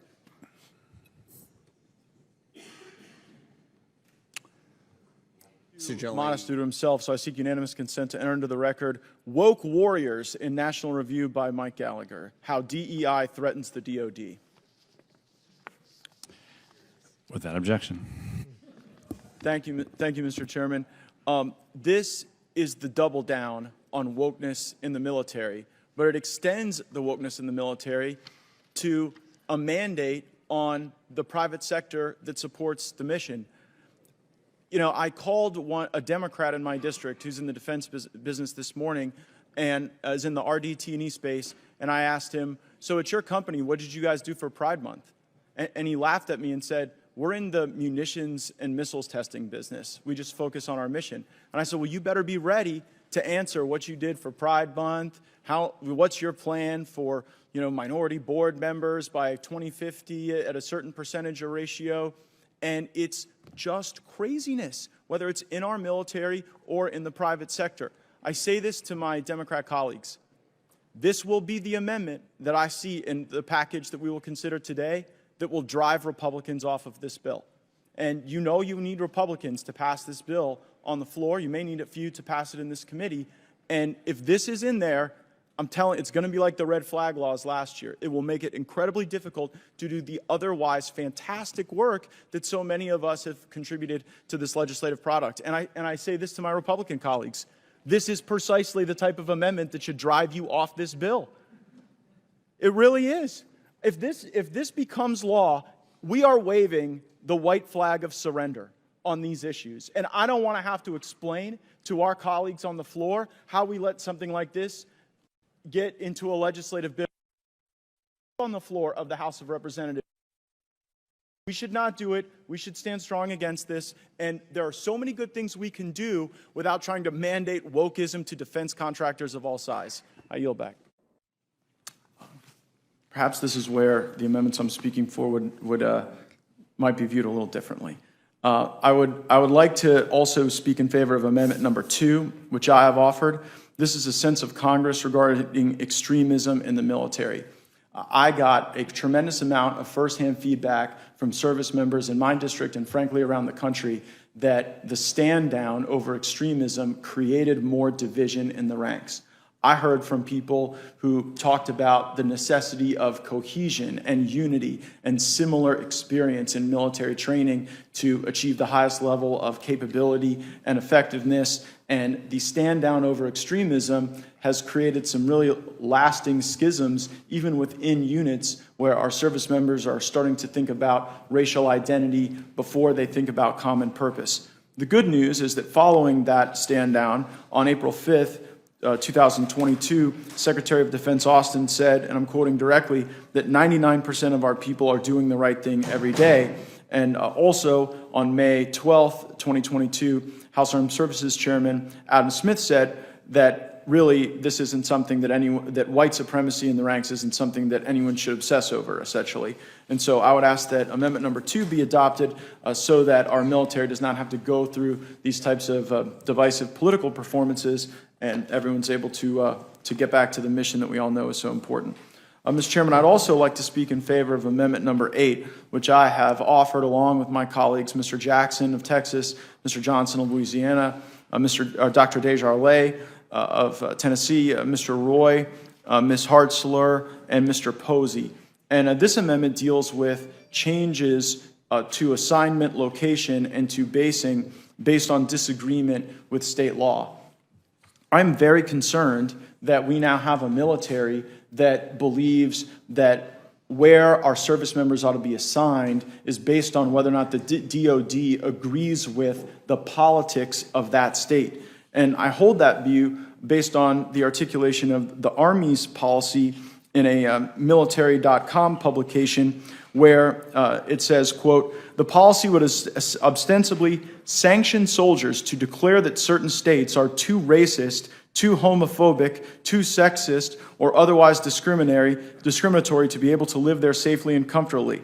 If finalized, the new rules would clarify situations that would entitle a soldier to so-called compassionate reassignment. Mr. Chairman, I do not believe that any state in our country is too racist or too homophobic or too sexist to host military mission, especially when that military mission is essential to the preservation of our freedoms. And I think we need a vote on whether or not we want a DOD that can just overrule state law and make a decision that there are some states like maybe Texas or maybe Florida or maybe Oklahoma that they want to punish because those are red states and they don't like how those states view abortion or some other issue of social divide.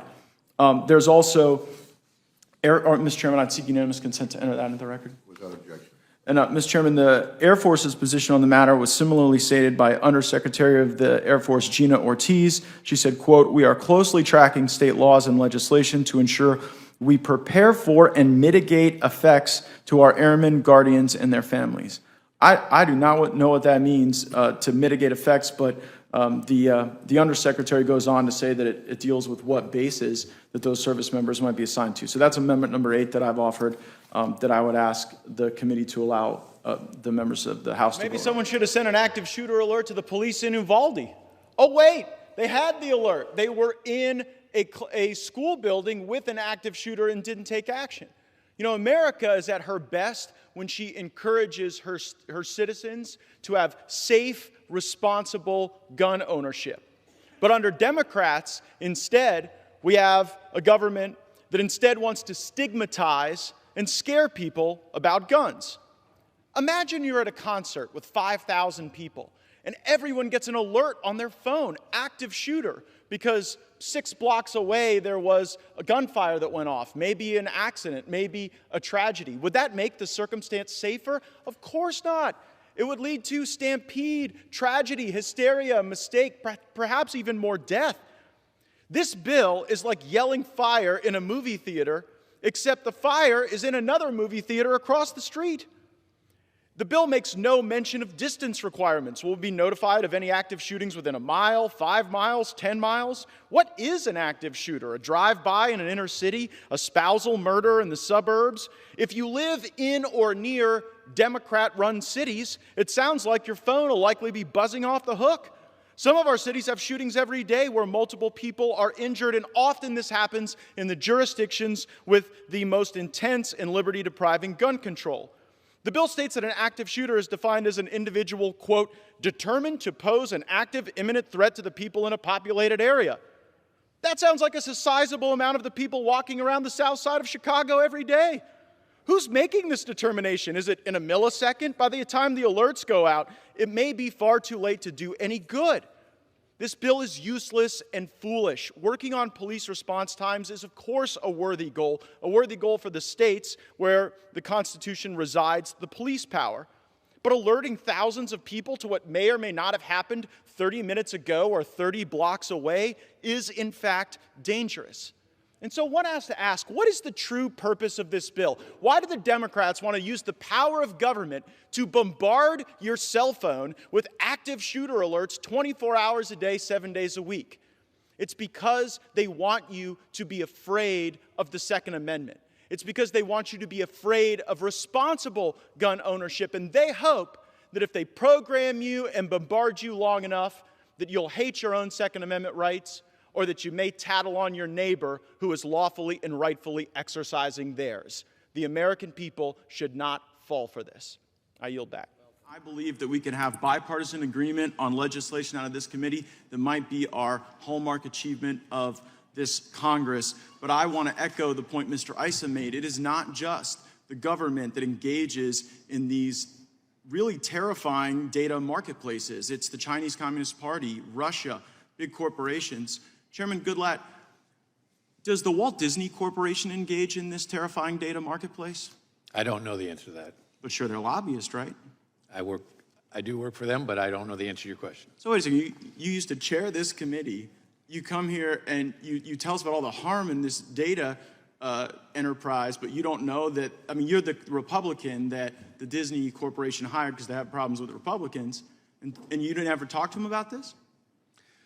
I came here today to testify regarding the importance of this legislation, which, as you noted, is bipartisan, and So the LA Times says Disney is running the happiest surveillance operation on earth. Had you seen that article from the LA Times? Have not seen it. I think it might have been when you were chairman that it came out. And Disney's actually been sued. And they've been sued because Disney installs software on applications used by children, and then they not only buy data from data brokers, Disney then turns around and sells the data that they collect off of children. Are you familiar with that litigation? I am not.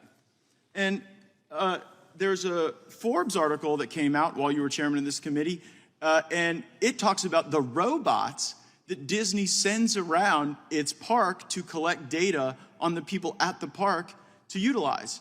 Quote, Disney is even dabbling in making robotic versions of Mickey and Minnie and all of its characters that would move around with the guests and interact with them. So as you sit here and talk to us about the harm of this data enterprise, are you concerned that the people who pay you also engage in that very same work? I think that it would be appropriate for the Congress to look at data collection practices beyond the scope of what this committee is looking at here today. But I also think it's very important to understand that what government can do with that data is very different than what individual enterprises can do. And so that's why I'm here to talk about the Fourth Amendment. But sometimes, right, I saw in your testimony you say, well, only the government can tax you and only the government can regulate you. But what I'm worried about is that private entities can try to program you. They could try to get you to think a certain way, and they can use this data in a very harmful way. And like particularly with the Walt Disney Corporation that is in business with the Chinese Communist Party, that thanks the Chinese Communist Party for all of the accommodations they got in the filming of Mulan. Like, you know, does it concern you that the Walt Disney Corporation is selling the information of children? I don't know that that's the fact. Are you being purposefully ignorant to the fact that Walt Disney engages in the very activities that you're here testifying against?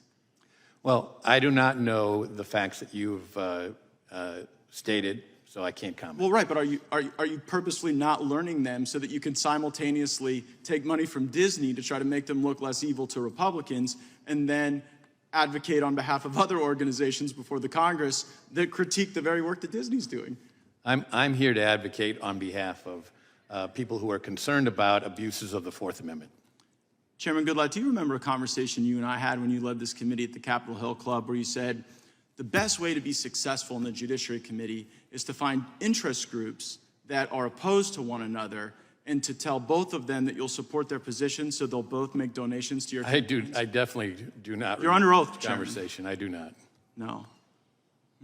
Well, I hope that's not the case in lobbying as well, that you go and, you know, that as a legislator, you try to find interest groups to play off of one another. Then as a lobbyist, you go and take money from the Walt Disney Corporation that is quite literally buying and selling data in precisely the way that you find objectionable today. I think it's a reason why a lot of people are concerned about folks who go from being in Congress to being members of the lobby corps and then using the relationships and that they've developed in order to sell influence. And that selling influence can be just as damaging sometimes as the buying and selling of data. And the Walt Disney Corporation that, you know, that goes against so many of the values of their own patrons certainly isn't worthy of that. And, you know, since there's no federal, legislation on this issue, it doesn't seem like it's preempted. So maybe if we had a really smart governor like Governor DeSantis in Florida, they could actually have state-based laws that would attack these issues. Wouldn't that be quite a thing? Mr. Chairman, I now seek unanimous consent to enter a few articles in the record. Listen. I have Disney takes over Hulu, a company with serious data collection issues, from Combardo.com. I have from the LA Times, Disneyland is tracking guests and generating big profits doing it. I have from WDinfo.com, Disney facing lawsuit over collecting and selling children's personal information. And I have Disney uses big data, IT, and machine learning to boost the customer experience, and that is from Forbes. Without objection, and the time of the gentleman has expired. Mr. Gaetz, seek recognition. Move to strike the last word. Gentleman is recognized. The message to the American people is that House Democrats are just fine sending anything that shoots billions of dollars worth of weapons to Ukraine, but no automatic weapons for U.S. troops and U.S. veterans. I mean, they'll send the stuff that'll shoot a dozen miles into Russia from Ukraine, but not for our own service members. They would arm the Department of Education with automatic weapons, but not for our troops and vets, some of the most competent and well-trained and law-abiding people on the planet Earth. I'm still wondering how the Department of Education even needed an automatic weapons exemption. I mean, like, what laws will the Department of Education require automatic weapons to enforce? Is it going to be critical race theory at the end of an automatic weapon? Is there going to be a barrel of a gun at your head if you're a swimming coach and say that no men are allowed on the women's swimming team? And yet in the examples that the Democrats provide of why we should be afraid of U.S. military members, for each one of those examples, as Mr. Goldberg pointed out, either the bill wouldn't have solved the problem or the shooter was not a member of the United States military. Mr. Cohen cited a shooting in my district of Pensacola, which tragically was the consequence of a member of the military from Saudi Arabia, a country that you may have noticed President Biden just had to go and beg for oil in this debasing exercise after saying he was going to make Saudi Arabia a pariah. So if Democrats are really worried about illegal guns, I would suggest maybe they could start with Hunter Biden. And I would seek unanimous consent to enter into the record an article from Outkick.com really just posted. It says, naked bad boy Hunter Biden shows off illegal gun in the latest leaked video. Without objection. All right, I yield back. Gentleman yields back. For what purposes Mr. Shabbat seek recognition? Move Yields strike back. Mr. Gaetz. I've heard enough, Mr. Chairman. I believe that we can have bipartisan agreement on legislation out of this committee that might be our hallmark achievement of this Congress. But I want to echo the point Mr. Issa made. It is not just the government that engages in these really terrifying data marketplaces. It's the Chinese Communist Party, Russia, big corporations. Chairman Goodlatte, does the Walt Disney Corporation engage in this terrifying data marketplace? I don't know the answer to that. But sure, they're lobbyists, right? I do work for them, but I don't know the answer to your question. So wait a second, you used to chair this committee. You come here and you tell us about all the harm in this data enterprise, but you don't know that, you're the Republican that the Disney Corporation hired because they have problems with the Republicans, and you didn't ever talk to them about this? I came here today to testify regarding the importance of this legislation, which, as you noted, is bipartisan, and So the LA Times relates says to the Disney importance is of the running the government. happiest surveillance operation on earth. Had you seen that article from the LA Times? I've not seen it. I think it might have been when you were chairman that it came out. And Disney's actually been sued. And they've been sued because Disney installs software on applications used by children, and then they not only buy data from data brokers, Disney then turns around and sells the data that they collect off of children. Are you familiar with that litigation? I am not. And there's a Forbes article that came out while you were chairman of this committee, and it talks about the robots that Disney sends around its park to collect data on the people at the park to utilize. Quote, Disney is even dabbling in making robotic versions of Mickey and Minnie and all of its characters that would move around with the guests and interact with them. So as you sit here and talk to us about the harm of this data enterprise, are you concerned that the people who pay you also engage in that very same work? I think that it would be appropriate for the Congress to look at data collection practices beyond the scope of what this committee is looking at here today. But I also think it's very important to understand that what government can do with that data is very different than what individual enterprises can do.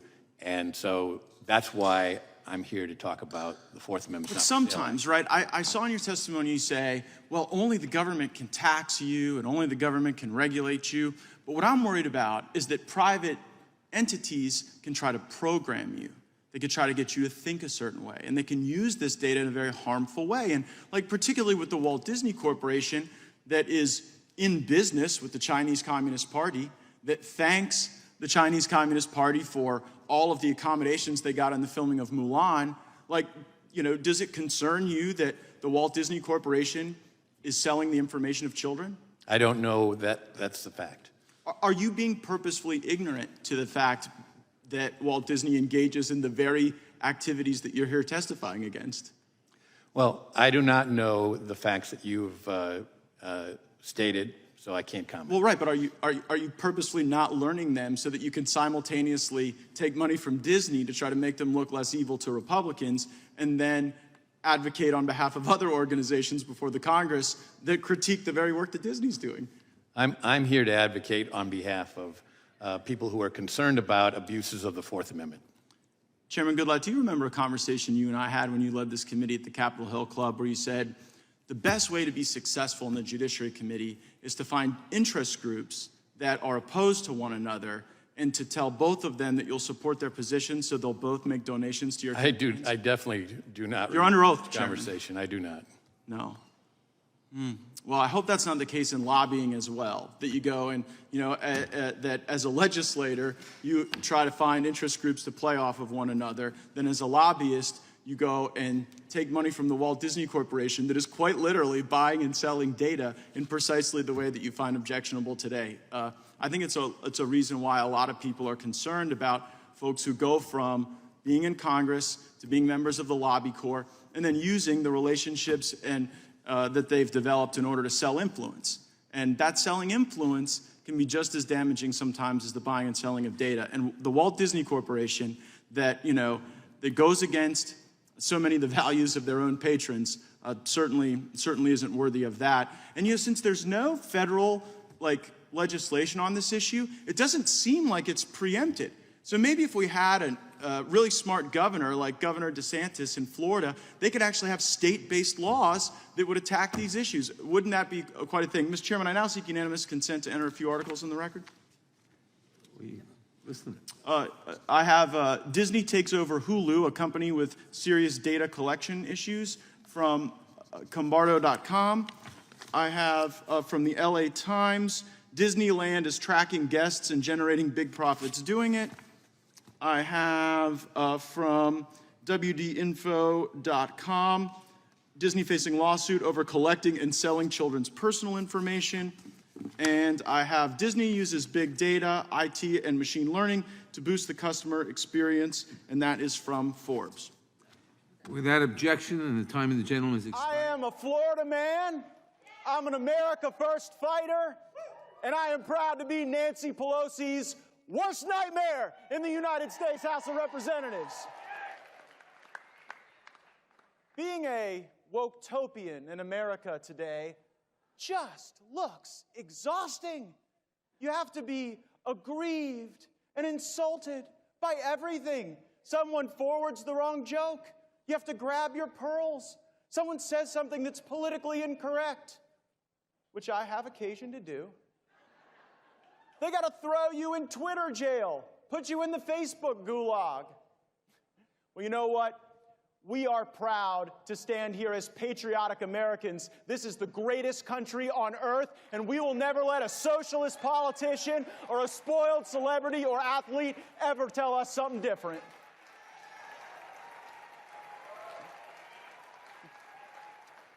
And when people get to talking now, you got to start by disclaiming all your privileges, right? Your white privilege, your male privilege. If you're tall, you might have a privilege. I think I have a Florida privilege. A few folks made it over on I-10. But you know what? That's all nonsense, because we are united by one American privilege that makes us proud and strong and prosperous. But we got these folks in power now that want to make us believe like a totally distorted version of reality. Like, they want you to believe that spending $400 billion more in the Anti-Inflation Act will actually solve inflation. All of the most accurate analysis says it will increase inflation. They want to tell you that if the economy contracts for 2 straight quarters, that's not a recession, of course. You just feel like it's a recession. To them, it's something different because they aren't negatively affected by the terrible economy they've created and the terrible choices that are made. I know the tide is turning. I know we will take power after the coming elections, but I don't want to win by default or disillusion. I want to be worthy of victory. I want to make sure we tell the people the truth. The truth is we are being invaded on our southern border, and it's not enough just to finish the wall. We have to deport the people who are not in our country legally. Truth is, the vaccine mandate hasn't made our military stronger. It's made our nation weaker. Truth is, we have to take on big tech Truth is, we have to ensure that the American story is one that does not end with a declining president like Joe Biden. And we can do these things. My vision for Republican control of the Congress isn't going back to the days of Paul Ryan or Liz Cheney. This is Donald Trump's party, and I'm proudly a Donald Trump Republican. I'm voting for him in the straw poll, and I hope you'll join me. My friends, it's been a long, hot summer. We've seen Steve Bannon prosecuted, Donald Trump persecuted. We have seen our fellow Americans deprived of their liberties and used as political pawns in the D.C. gulag. But you know what? The season is changing. Fall will be here soon, and winter is coming. And when we get power, every committee becomes an oversight committee. Every corrupt deal that they've put together, we will expose, and we will restore the great promise of this country. I hope you'll fight with me. Go to mattgaetz.com and sign up, and let's go get them. People, not government. And Mr. Massey's amendment shows how this legislation has turned the Constitution and the Bill of Rights on its head. It takes powers reserved to the people, and it deprives the people of those powers and rights, and then it reserves explicitly the very same rights for government. Not for the military, but for like the deputy commissar of pencil erasers at the Department of Education. They want you weak and the government strong. They want you disarmed and the government armed to the teeth. I'm reminded of a quote from Austin Powers, where Austin Powers introduces one of his colleagues as a representative from the militant wing of the Salvation Army. I didn't know he had a militant wing of the Department of Education or the USDA. But I am certainly aware that our fellow Americans are concerned about a very troubling trend where these bureaucracies are getting their own militias and arsenals. It would probably surprise most Americans that just this year, the IRS has purchased $700,000 worth of ammunition. So when you peel back all the layers of the onion, the party of big government isn't actually against guns and ammo.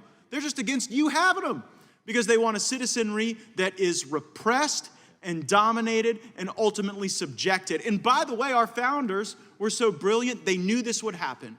And they knew that the Second Amendment wasn't going to be about hunting or self-defense, but about curating an appropriate balance that is necessary for a free society where we don't have to live in fear that one day some deputy administrator from the Department of Education is going to knock our door down, and that as a result of us not having the appropriate protractor, that we're somehow going to be in a disadvantageous position regarding our safety and far more important regarding our liberty. I yield back to the gentleman from Ohio. And to the gentleman from Kentucky. And as the gentleman from Ohio has pointed out several times in this committee, if they want federal agents at the school board meetings, we don't need the Department of Education to go. The FBI's already there. I will yield back to the gentleman from Ohio. Yield back, Mr. Chairman. Gentleman yields back. Good job. No one else seeks recognition. Mr. Chairman, Mr. Chairman, it's Deutsch. Move to strike the last word. Gentleman's recognized. I just think it's really important that that someone points out that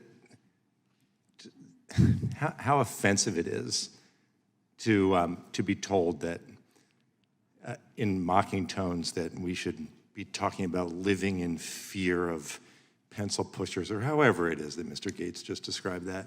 That wasn't correct. You know what we live in fear in? In America today, kids live in fear of going to school. You know why they live in fear of going to school? Because murderers with AR-15s can come in and gun them down. You know how I know that? Because it happens all the time. You know who else lives in fear? Real fear in America? People who go to concerts and churches and synagogues, people who go out to dinner, people who walk down the street, people who go to a parade on the 4th of July, the day on which we celebrate our independence. And I think also it's a good time just to recall again, and I don't know that we've done this today, but when we talk about the Declaration of Independence, of course, so important on the 4th of July. We also recognize what's in the Declaration of Independence, and that includes those unalienable rights to life, liberty, and the pursuit of happiness.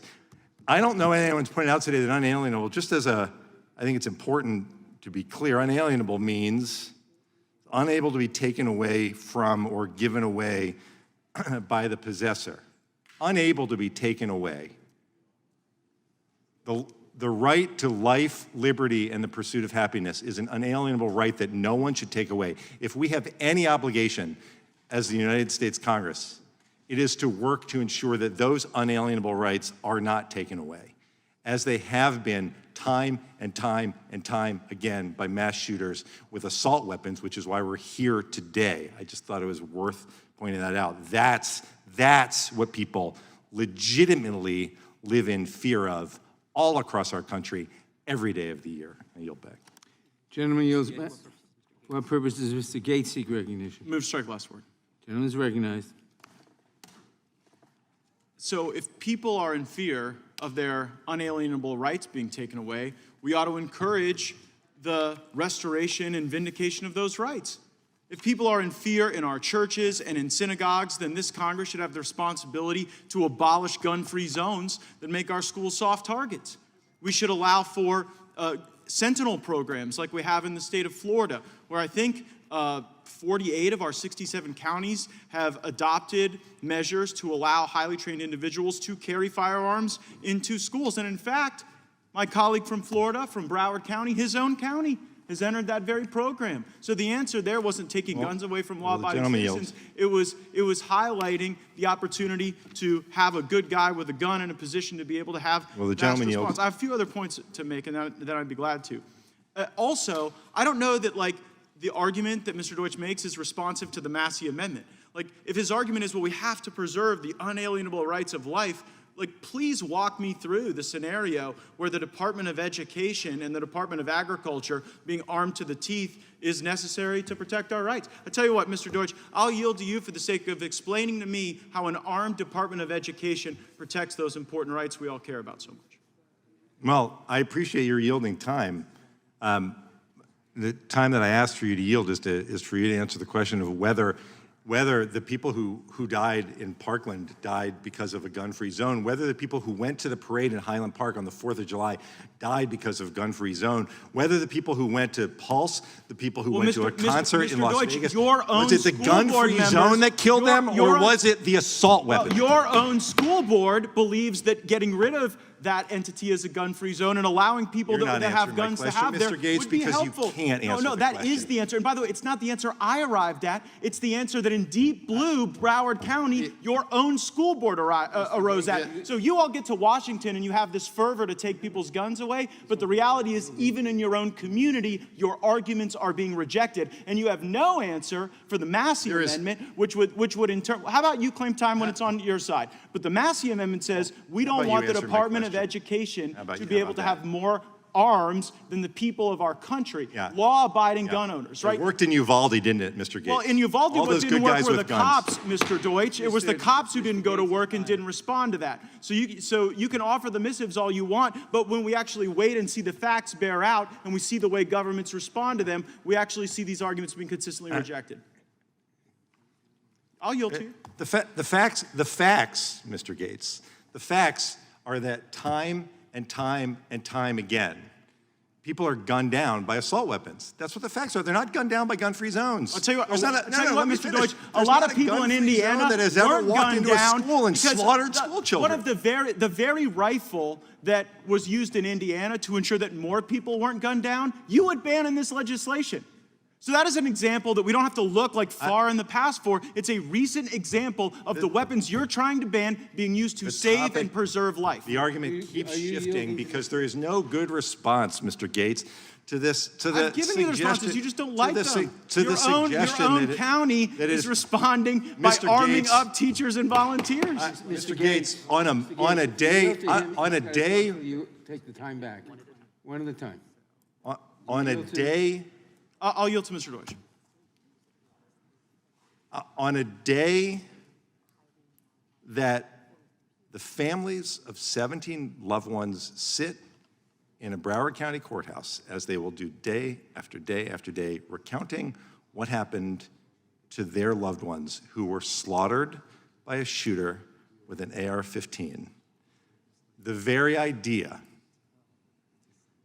that you are suggesting that Broward County has somehow concluded that it was not the man who is on trial for using that AR-15 to gun them down who is responsible, but it is Okay, I'll reclaim my time because no one's gun-free making that zone argument, is Mr. Deutsch. crazy. The argument isn't who's responsible. Of course, the shooter is responsible. By the way, you're trying to make law-abiding gun owners responsible. You're trying to make the gun itself responsible. So we can all agree that the shooter is responsible in this case. The question is, what is the path forward? I would suggest the path forward is not the Cicilline bill that would make the gun that was used in Indiana to stop the killer and to save lives illegal, but the path forward may be what your own school board members have adopted, which is allowing more guns in the hands of responsible people to save My school board lives. members, Mr. Gaetz, did not vote to put AR-15s in their schools. They voted for the Sentinel Don't suggest program. it. You You're go wrong. check. In It your is, county, it is wrong they for you to voted for it, suggest and that's why it's the law there now. And on this day in particular, The time of the gentleman has expired. Mr. We're Chairman. just trying to save recognition. lives. Mr. Chairman, What purpose does the gentleman, what purpose? Remaining 2 minutes to my friend from Florida. If that's all right. Did anyone at the National Security Division encourage L3 to purchase Pegasus? So I'm not aware of anything about that matter. So I don't know. Oh, you are because people who work with you have come and briefed us on it. And I'm citing, of course, here the New York Times article. Defense firm said U.S. spies backed its bid for Pegasus software maker spyware. So Pegasus is the most exquisite spying software in the world. It's zero-click. It can get at people's phones. It's been used to target politicians, journalists, dissidents in some places. And here you have L3 saying that they were encouraged to go buy it from the national security apparatus. It's very important, under oath, for you to tell me whether any of those people were at the National Security Division. So, I'm sure you can appreciate I don't have any information about the public reporting. I'm aware of public reporting relating to that, but I don't have any other information. No, but so what you're saying, is that a yes or is that a no? Because we're going to find out eventually. I'm not going to comment any further. Wait a second. Whether or not our own government used a private company as a cutout to go buy spying software that deprives people's rights. And what you're saying is, I'm not going to get a yes out of you, and I'm not going to get a no out of you because you're just not going to tell. You don't think the American people deserve to know that? So I'm not aware of the facts that you're asserting. You know what Pegasus I'm not aware of the facts that you're asserting. You know what Pegasus is? Yes, I definitely have heard of Okay, Pegasus. so you should be able to tell me whether or not anyone who works at the National Security Division was out there trying to goose some private company to go buy it for you guys to use. Did you or did you not? So I'm not aware of any facts that relate to your question. I think you are. Mr. Owen. For what purpose does the gentleman from Florida seek recognition? Move to strike last word. Gentleman is recognized. I can assure my colleague that I don't take any money from the NRA. I give them money because I'm a lifetime member, and I don't take any money from any political action committees, regardless of their ideology or perspective. And so, to question the motives of our members, I think doesn't align with certainly my experience in politics. And I would invite my colleagues on the Democratic side, if you'd like to join me in not taking PAC money, I would certainly welcome you with that. So let's not question each other's motives. And the fallacy in my colleague's argument is that this gun control will in fact save lives, when the amendment points out that the need for firearms goes beyond just the constitutionally prescribed rationale, that people in unsafe communities that have been made less safe as a consequence of policies that have been instituted by Democrats at the state and local level, necessitate personal protection and self-protection. And the legislation even sort of admits through its drafting that there will be a great deal of firearms that are on the streets and that are available to people that might do harm. And we want to make sure that the rights are also reposed in those who wouldn't. Law-abiding Americans who want to protect themselves and protect their families. And so I think you see in these series of amendments, we're trying to probe how reasonable Democrats are ever going to be on this issue. We already know our colleague on the committee from the state of Missouri, Ms. Bush, consistently and fervently advocates for the defunding of police. Now, the Democrats who are often present in the committee like to pretend as though that's not part of the lexicon and the paradigm for national Democrats. But when someone on the Judiciary Committee is just entirely hell-bent on defunding the police as part of the Democrat agenda, it certainly gaslights these decisions at the local level that deprive law enforcement of needed public safety resources. So in these amendments, we're saying, well, look, if you want to take people's guns, can you at least not take people's guns if they're living on the border and your policies have created a dangerous cartel-infested turnstile in their communities? And your answer was no. And then we said, well, beyond the border, in areas where you see these dramatic reductions in public safety budgets, where people are being essentially left to fend for themselves as Joe Biden is moving MS-13 to live next door, can we at least allow those folks to have personal protection and protection of their homes and families? I can speak on behalf of my constituents in Florida who greatly value the stand your ground law, the law that puts really the presumption on the side of someone who's being attacked, not on the side of an attacker. And for the stand your ground law to be fully vindicated in its application and use, people have to have the full complement of their Second Amendment rights. And that's why I'm grateful to support Mr. Roy's amendment. And I would yield the gentleman from Texas my remaining time. I appreciate the gentleman from Florida, and I would back the rest of my time. The gentleman yields back. For what purpose does the gentleman from Florida seek recognition? Move to strike last word. Gentleman is recognized. Thank you, Mr. Chairman. I support the Terry fix. I can't imagine being one of the 232 people sitting in federal prison right now thinking if I had committed the exact same offense after President Trump had signed the First Step Act, I wouldn't be here anymore. I'd be with my family. But instead, because of, I think, a flawed determination that didn't allow retroactivity, we are treating people differently for committing the same offenses. We're incarcerating some people for the very same offenses that they would otherwise not be incarcerated for. And so I think that's an appropriate fix. There has been discussion today of fentanyl, and it irks me every time I hear someone talk about fentanyl overdoses, because no one overdoses on fentanyl, because I don't think anybody really sets out to like score some fentanyl for a good time. I get why it's hard to keep cocaine from coming into the country. People in the United States like using cocaine. They seek it out. They pay high dollar amounts for it. And so that would be something hard to stop. But since people don't set out to use fentanyl, since it's something we don't want in our country, we should be totally capable of stopping it. And the only reason we aren't is because we purposefully allow our border to degrade. Not by accident, not because of some lack of capability or some unsolvable problem set, but because there are some groups on the right and left who think that they will do better economically if we just let millions of people into the country and depress the wages of Americans. And the cost they're willing to pay for that are the funerals and the deaths and the broken lives as a result of fentanyl poisoning, because it is not an overdose. It is a poisoning that happens. Yeah, we're in the month of September, and I know all of us thought back to September 11, 2001, when we have to relive this day, and you think about thousands of Americans needlessly dying, and then us going off into like 20 years of wars in every Central Asian cave where there might be a terrorist hiding to avenge those thousands of lives. And I think today about the tens of thousands of lives that we are losing over and over again in every community in our country, and we seemingly like clutch our pearls at the suggestion that we might think about dropping off a few Tomahawk missiles in the Sinaloa Mountains where we know that fentanyl is being manufactured. So I don't think it was unreasonable for President Trump to ask the question about whether or not we ought to authorize the use of military force against the very people that are killing tens of thousands of Americans for stuff that we don't want. So I think it's a great fix to the Terry Act, but I think if we really want to get serious about what's harming far more than 232 Americans, we would get tough on the border and even tougher on the Sinaloa cartel. And I yield back. The gentleman yields back. Does anyone else seek recognition? If not, the question occurs on the amendment, nature of a substitute. All in favor say aye. Aye. Opposed, no. The ayes have it. And the opinion of the chair, the ayes have it. The amendment, nature of a substitute, is agreed to. The reporting quorum being present, the question is on the motion to report the bill H.R. 5455 is amended favorably to the House. Those in favor respond by saying aye. Aye. Opposed? Aye. Opposed, no.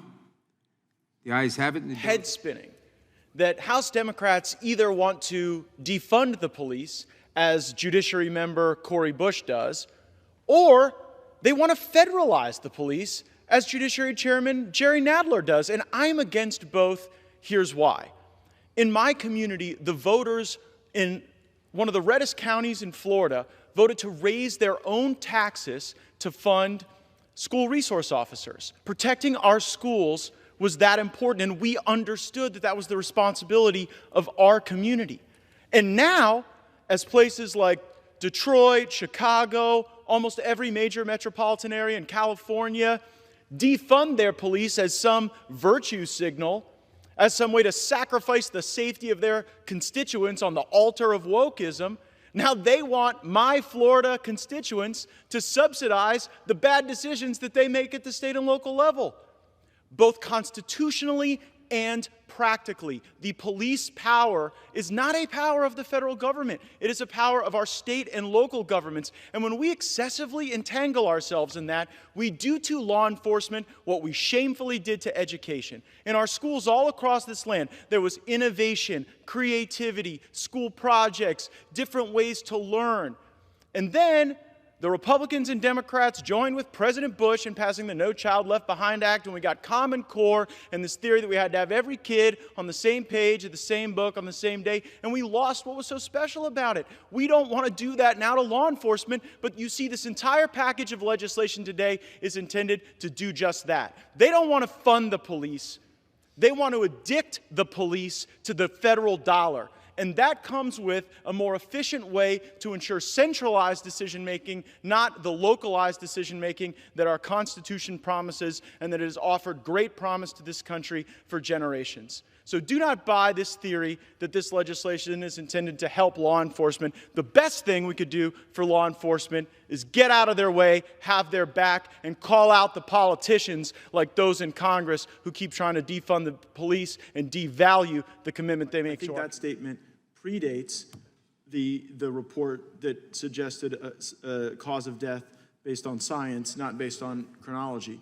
The broader point is that there wasn't a Capitol police officer bludgeoned to death on January 6th. People can take exception with what was written about Mr. Sicknick. Yeah, but Mr. Certainly Gaetz, it's a tragedy that he died. Mr. Gaetz. Hold, Mr. Jones, here's what I find real interesting. The January 6th committee got its authority to set the historical record, to deliver the truth to the American people. And they couldn't even deliver the truth to the gentleman from New York. I mean, we had this entire committee process that was supposed to inform the country as to what happened. And on this basic question, it seems as though my colleague fell for an urban legend. Mr. Gaetz. Would the gentleman yield? You concede that if January 6th, if the insurrection had not happened on that day, Mr. Sicknick would still be alive. That's not how cause of death is determined, Mr. Jones. Cause of death is not determined but for causality. It's a scientific thing that caused the death. You have the actual decision. Look, at the end of the day, this ROI is about whether or not we're going to get the information. Time belongs to the gentleman from Florida. Whether or not we're going to get the information about the federal. Mr. Gaetz, will you yield? I tell you what, y'all have not been too kind on the yielding, so I'm going to finish my point. I yielded to Mr. Bishop. Well, lucky for him, I guess. My point is that I'm supporting the ROI. I believe it should be advanced to the House favorably because we have not gotten straight answers from the federal government about their activities on January 6th. And that is what we seek. And we know that you're going to vote against this request for information, but we are utilizing this time today because it is important for us to showcase to the American people what they're going to be getting in a House majority. And by the way, some of the people making debate aren't even going to be part of the minority because they couldn't win their primaries. But in the majority, when we take over, accountability is coming. These questions are going to be answered, and you're going to have federal officials in depositions and before us responding to these things. And maybe after that, members of Congress saying that you had Capitol Police officers bludgeoned to death on January 6th when that is not a scientific finding. But we will still have multiple Republican members of this committee having asked President Donald Trump for pardons in connection with Gentleman from Florida. And Mr. Gaetz, that would include you, Mr. Gaetz. I tell you what, Mr. Jones, that would include we'll you, have a Mr. great Gaetz. time. We'll have a great time on this committee. Gentleman from Florida controls the time. Yeah, and I would leave the Smarty Boy comments to those of us who win our elections. I yield back. Gentleman, I'm going to be brief, I think, but it's interesting. A number of folks have noted that or begged the question why it's appropriate to essentially incentivize states to make this decision when states can certainly make the policy decision of their own. I respect those whose opinion is that eliminating from consideration, conviction history through expungement, denying the public information about them, that's good policy because it'll encourage employment and maybe reduce recidivism that way. I respect that, but it certainly seems that we could leave that decision to states and that there's not a reason for the federal government to pay for it, but there is another level of freedom that you might at least take into consideration, and that's people. It is interesting and to me highly disrespectful to individuals throughout this country who make decisions about whom to employ, whom to associate with for business reasons, and what they can take into consideration. To those people, you're saying, we're going to conceal government information from you that you might find useful. And in a lot of states have the ban the box provisions. They're saying to people who want to make business decisions, we're going to tell you what you can and can't consider in terms of somebody's criminal record. I think it would be better to just let people be free about what they decide to do and to appeal to their sense of fairness and responsibility and consideration of all possibilities, rather than have the mighty hand of the federal government try to impose it on people, impose it on states, impose. And so I just think I think we conceal too much government information. I think we ought to have more transparency. Let people know have access to the facts and respect them and count on them to make good decisions. That would be, I think, better policy. So I'll be voting against this for that reason. Gentleman yield? I'll yield back. To Mr. Gaetz. I'll yield to Mr. Gaetz. I thank the gentleman for yielding upon my request.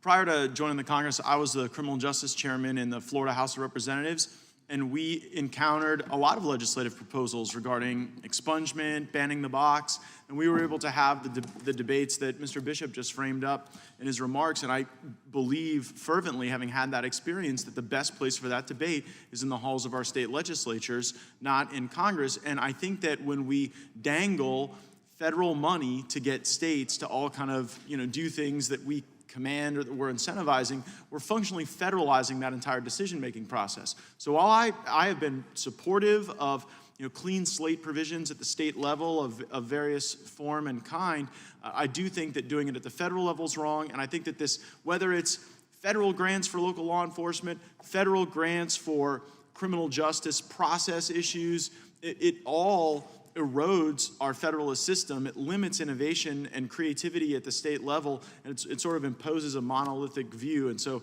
while I certainly agree that the goals of the legislation are laudable, I think that the process endeavored upon is flawed. And I yield back to the gentleman from North Carolina. And I thank the gentleman from Florida, and that point is well made. And it just seems to me, to your point, if you want to do it at the state level, part of my argument would apply even then. I just trust people more than I trust, the brilliance of the legislators in the General Assembly in North Carolina, for where I used to serve, and certainly the brilliance here. And I just note that the general philosophy of the left, which is to say, we're going to tell you what to do. I count on people to figure things out for the best. But even, Mr. Gaetz, the situation you described in Florida, that you've been an advocate for these things in Florida and the state, at least you have an opportunity then for experience to be a teacher, right? If you have, if you do that really aggressively in Florida, and then crime rates go up in Florida, then the people in North Carolina might not want to follow your example. Or contrarily, if it shows that, boy, that's a really it really makes a big difference, and people's lives are better, and recidivism falls, and crime falls, and employers are not really suffering any disadvantage, then North Carolina might want to follow you.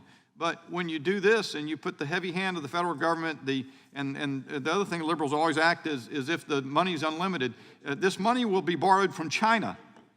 And that's something to think about in every occasion, but it never is thought about, and there's never any consideration of the dignity and the individual and the freedom of individuals, and I'm out of time. Gentleman yields back. Who seeks recognition?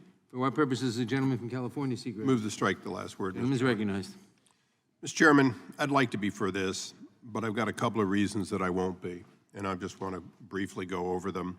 One of them is I'm a Californian, and we have lost track of prosecution. We've lost track of penalties. We've created an environment in which our crime is rising because we're not even bothering to create the record on criminal behavior.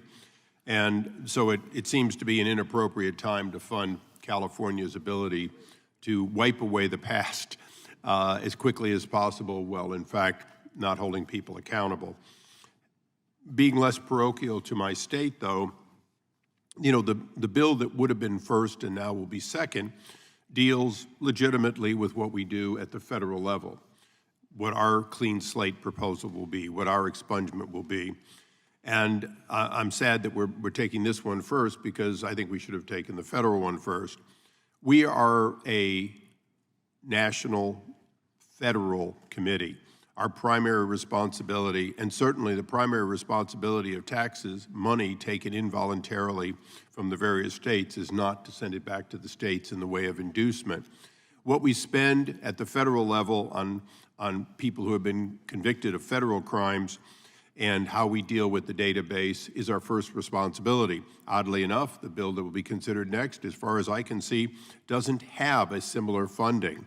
So I might suggest, if this were not to prevail, that this $250 million might be applied to what you want to accomplish in the database federally, since there's no authorization for money on that act.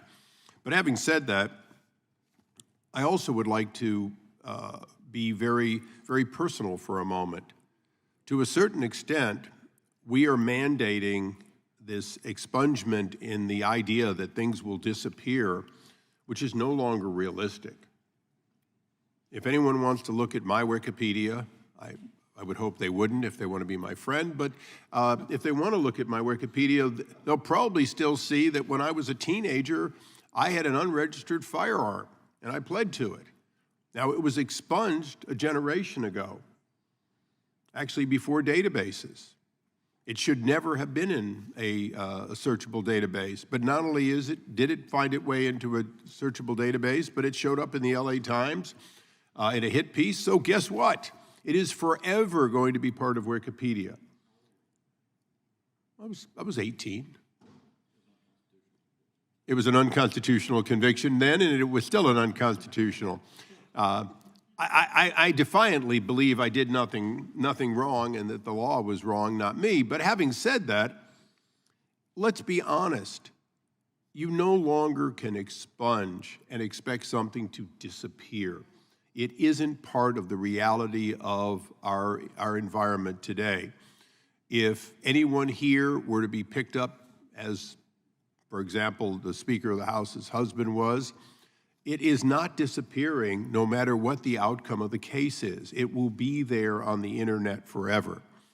So it's one thing to pass laws, as we did on the Oversight Committee under Elijah Cummings, that say you cannot use this information in the determination of a job, a federal job. That's a good thing to consider, to give people that opportunity, that they not have that forever barring them.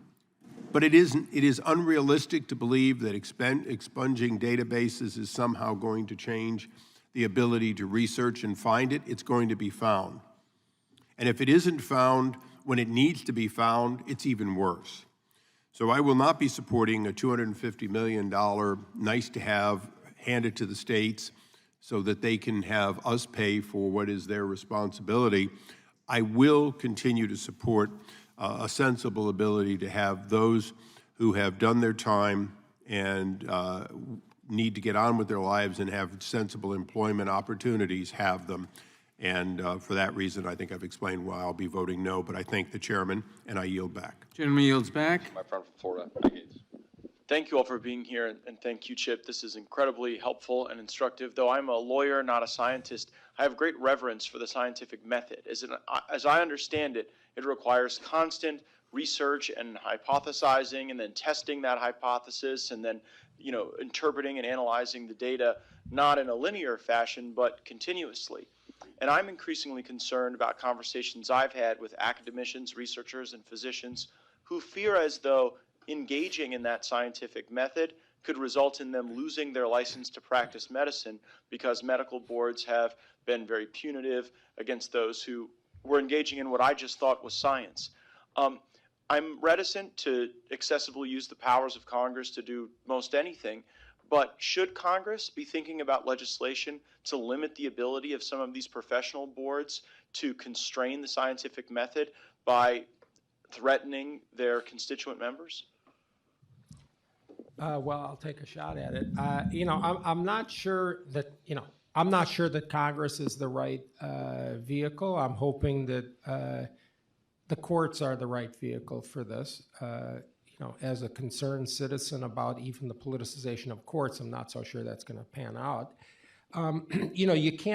There is nothing more harmful, more chilling than these laws like the California new law where Jay and I live on so-called misinformation, because patients are going to suffer from this. Patients already have suffered from self-cancellation by doctors who are afraid to say the truth to their patients, who are fired from their hospitals, et cetera. So, I'm not sure what the right vehicle is for this to stop this, but it's certainly a horrible trend because it's not just the censorship of the free exchange of ideas, that's what science is.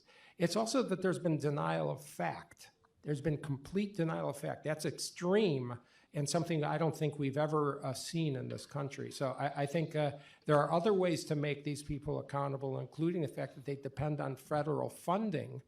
They need to be accountable. While few members of Congress are scientists, we do have a few, like Mr. Massey. I don't know how many judges are, so I don't know if they'll have more or less reverence for the scientific method than Congress.